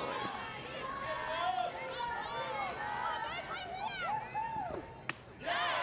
Down and in.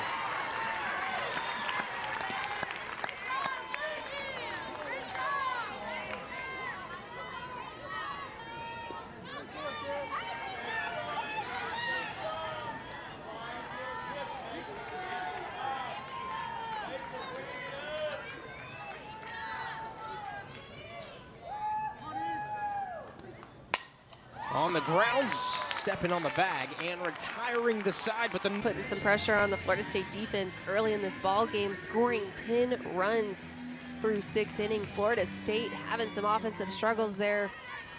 Not scoring 4 until the bottom half of the 6th, but look at the Blue Devil offense. Production, 10 runs, 7 hits, double, triple, home run helps, a couple of extra base hits, bringing in some runs. And Duke really has done it on both sides of the field tonight. Great pitching in the circle from Jayla Wright, but the offensive production has been so big. 4 extra base hits, 2 home runs, a double, a triple. Claire Davidson swinging a red-hot bat. As you take a look at Francesca Freelick in the box for Duke.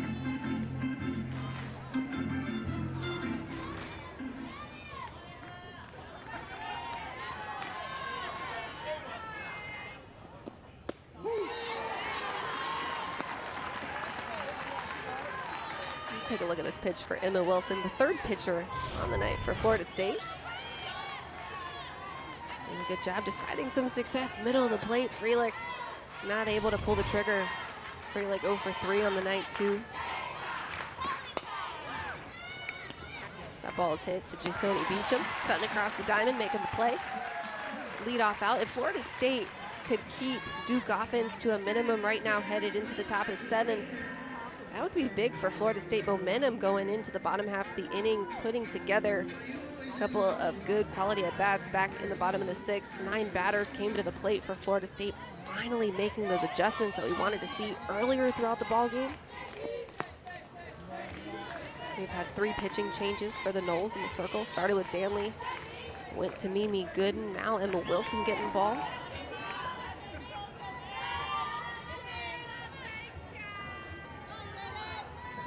Take a look right there at the Florida State squad on the bench.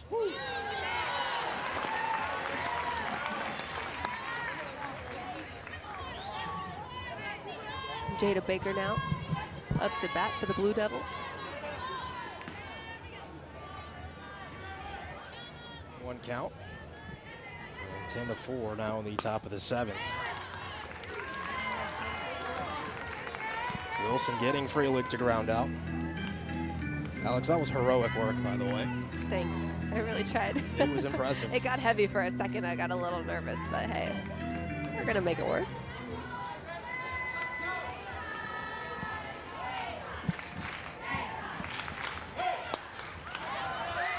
Skied, trying to make the grab. It pops. Oh, hanging on to it.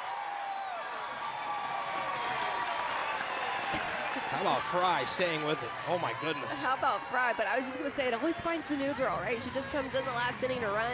Now behind the dish, getting some good exposure. Of course, she's going to get the only pop-up behind the plate of the game. Maddie Fry gets a little fumbled with her feet, but then making the quick recovery. Cat-like reflexes. But I will say, I think Jason Beecham would have had her back if that ball had fallen. Looked like it, at least. It was the smile on Fry's face that did it for her. Hey, nobody likes fly balls. At least I didn't. I was a ground ball girly, so. Here's Goddard. We were just talking, well, I guess I was talking to myself, Aria, but momentum, and if Florida State could shut it down right now on the top of the 7th, it could be a really big moment for them headed into the bottom half of the inning. We talk momentum and the vibes going their way. could put a play-by-play rule together. Oof, that was a... Skied left field, hugging the line, and I think it's foul. It is, to the left of the pole. I love the casualness, too, of Goddard slowly making her way back. If it's me out there, I'm trying to sell that. I think that's a home run, but I don't know. I'm one for the theatrics, I guess. Yeah, I'm trying to, like, blow it fair, I think. Skies this one, shallow left center fields. And Belvite comes in to make the grab. Needs some work here in the bottom of the 7th. You got 8, 9, 1 due up, right? If you can get them on, part of the order comes up to try and make things interesting. I want to see some continued adjustments here from the Florida State offense. We saw some signs of brilliance and good signs of life back just last inning, tacking on 4 runs, but it's really been the continual Duke offense that really put the pressure on this game and kind of put us in the position we are, scoring in 5 of the 7 innings. And Florida State only able to make any kind of threat back in the bottom half of the 6th. What adjustments did you see, though, in the 6th? What allowed Florida State to be able to have some success? Just finally sticking to the plan, you know, and we talk about scouting reports, we talk about information. Florida State had all the information on Jayla Wright, but having the information and then using the information to have a plan, execute a plan, and go up to bat on a mission, I think is really the tough part, right? Of course, easier said than done, but everybody in the country that's watched Jayla Wright knows that she throws drop balls and really good ones out of the zone, and she's got a great off-speed pitch too. But then going into the box and having to sit that pitch and get her to throw it up in the zone, that's a whole different ballgame. Even the outs in that inning were loud. Absolutely. The at-bats will work deeper into the counts. And Lonnie Alameda talked about adjustments, right? Against, when you're facing good pitching, that was one of her keys to the weekend. It was, can we adjust by the 2nd time through the order, or will it take to the 6th or 7th? As it oftentimes does when you face elite arms on the other side. Danley hit it well, just right at Davidson. And the out recorded. The 1 away here in the 7th. I think the hard thing too is you don't make those adjustments till the 6th or 7th. You're just running out of outs at that point. You're running out of opportunities, and that's why Florida State wants to try to attack earlier in the ballgame, and that's what Duke did such a great job of, putting 2 on the board back at the top of the 1st. Again, just from the very first opportunity Florida State hitters had, they were already chasing runs.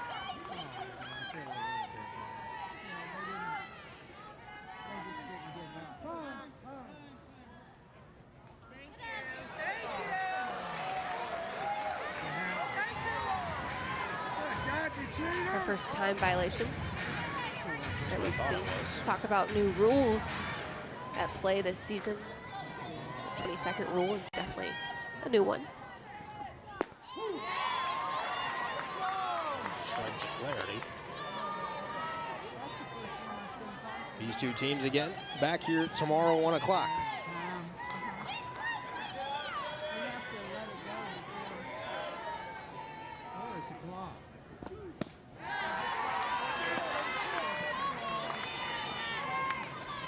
To give, I think, a little insight too, just of that 22nd rule that was violated, very first pitch, this at bat, that once a pitch is thrown and the catcher throws it back to the pitcher has 20 seconds to re-deliver the pitch. Otherwise, there is a violation. Flaherty has got a base now. Good play by Vega to keep it in the infields. And Flaherty, who has been hot all week at the plate, able to pick up a base hit. Dev Flaherty doing a good job taking that pitch. That one was up in the zone right there.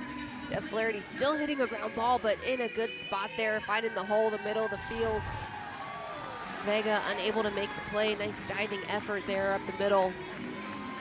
But that pitch, Aria, is what the Florida State hitters need to try to hit and do damage with. Something up in the zone, belt buckle high. Those are ones you can hit hard. Perhaps some confidence too against Jayla Wright if they see her again this weekend. Absolutely, and like I said, it's less about this game right now. Of course, this opportunity is right in front of them, and they want to take advantage and capitalize on whatever possible, but really looking ahead, Florida State offense needs to get some confidence going into games 2 and 3 off of the Duke pitching staff that has the top ERA in the country, so clearly they're doing something right, just trying to find a way to be successful.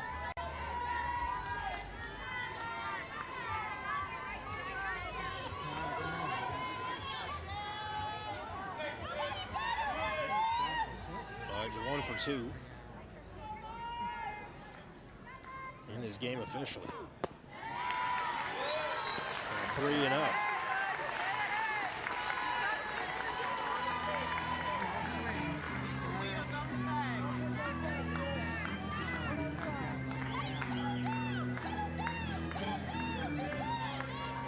A 346 hitter in 2023. He was second on the team last season. Watches the automatic for a strike. 333 career hitter for Kaylee Mudge coming into the evening. Battled some injury early in the season. And works the walk. That patient eye continues to be a strong suit of Mudge's game. Florida State's got 2 on with 1 out here in their last chance.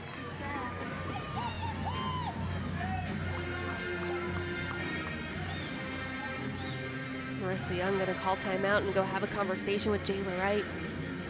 Jason Beecham here getting an opportunity to get the bat in her hands, a couple of ducks on a pond. Be a big moment for her if she can come through.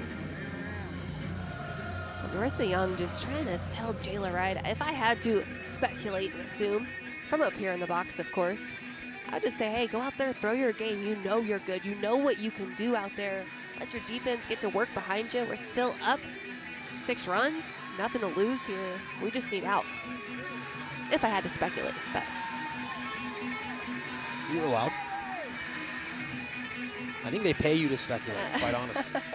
It's a lot of what this is, right? Speculating what they're thinking, what they're working on.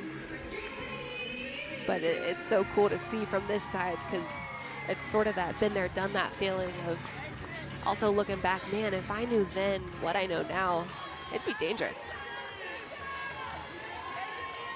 Alex are still plenty dangerous. I just want to teach everybody what I've learned after you're done playing. A player like Jason Beecham who's going to learn a ton in her career. Off to just an incredible start of her rookie campaign.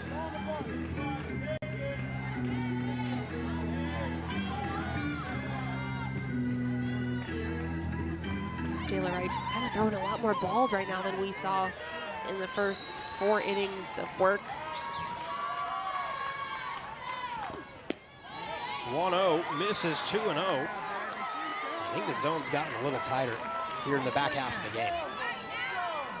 I might agree with you on the zone getting tighter, but I also think that's a good take off the plate right there from Florida State. I just think in general throughout this game, Florida State had been swinging at those pitches. If they got pitches like that up in the zone, no matter where they were swinging, but then something over the plate, they were swinging, even if it was down in the zone. So again, I think the Florida State pitch selection was a lot more poor than it is right now. Yeah.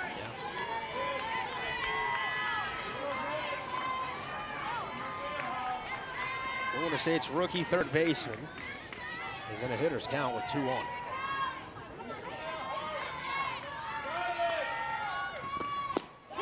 That finds the outside corner. And the count evens at 2-2.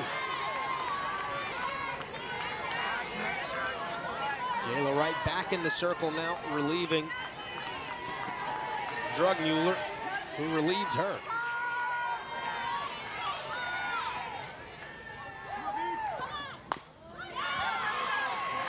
That's a good adjustment from Beecham on the drop ball.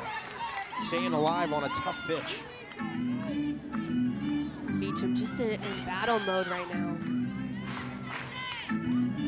You See how tough she's been to strike out on the year. Almost 80 at bats and only 5 strikeouts. That's such a good ratio. I don't know that I could relate. Definitely not my freshman year. I know I couldn't. So somebody that is used to having some good production, putting balls in play. Hit hard, what a play at second base and the throw. Wow, Vega, a web jet. That ball smoked.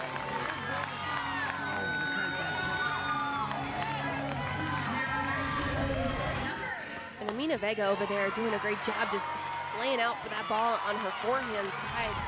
A big moment because if she lets that ball go through, maybe a run score for Florida State, knowing the speed of Flaherty over there now on third. But really just that momentum that we talked about and being able to shut that down, I think is the biggest piece right there, let alone any kind of run production because the lead is so big still for Duke. It's about momentum.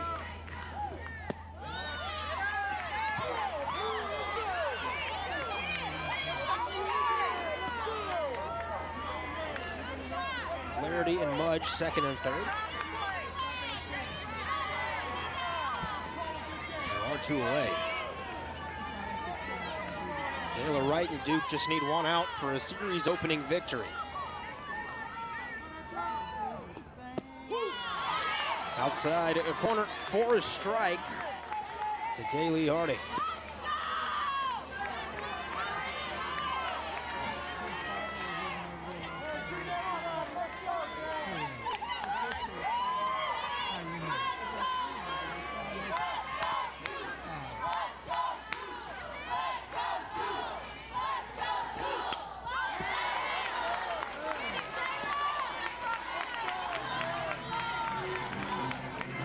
Down to their final strike. Harding's been excellent with runners in scoring position on the year. Right now the key is just getting the job done, trying to go to battle here. 2-strike count, anything close, you're taking a hack. And let the chips fall where they may.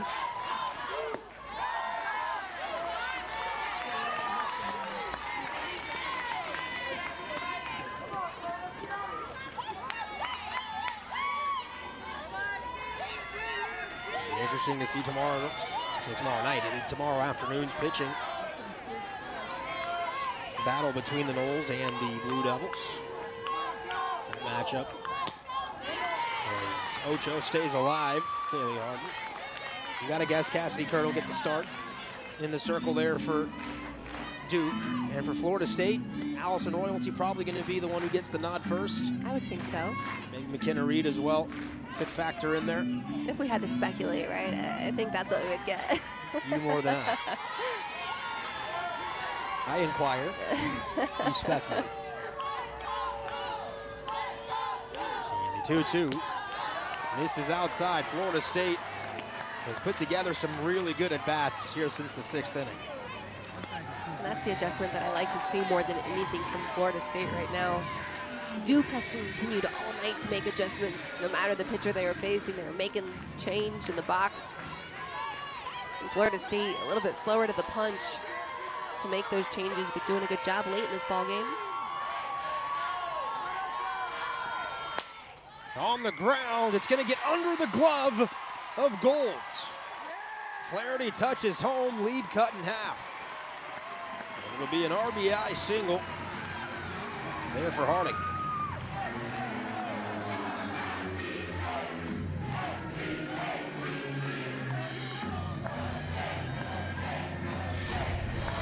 Kaylee Harding having some success. That ball hit sharply down the line right there on a goal.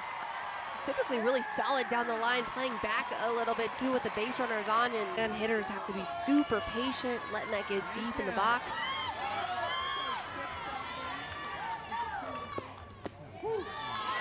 First pitch strike to Edenfield. Her spinner and changeup are going to be complemented with nice little drop ball action, able to also locate down in the zone 2. It's going to be predominantly working to let her defense get to work behind her, not overpowering in the circle. Off speed from the left hand, that is vicious. And it's 0-2. Good pitch by Walker, coming in already from the left side, gonna be tough, but just that changeup. Such low velo on that. It's almost like you could swing 3 times is what it feels like as a hitter. Swing and a miss, and Duke takes game 1 here in Tallahassee.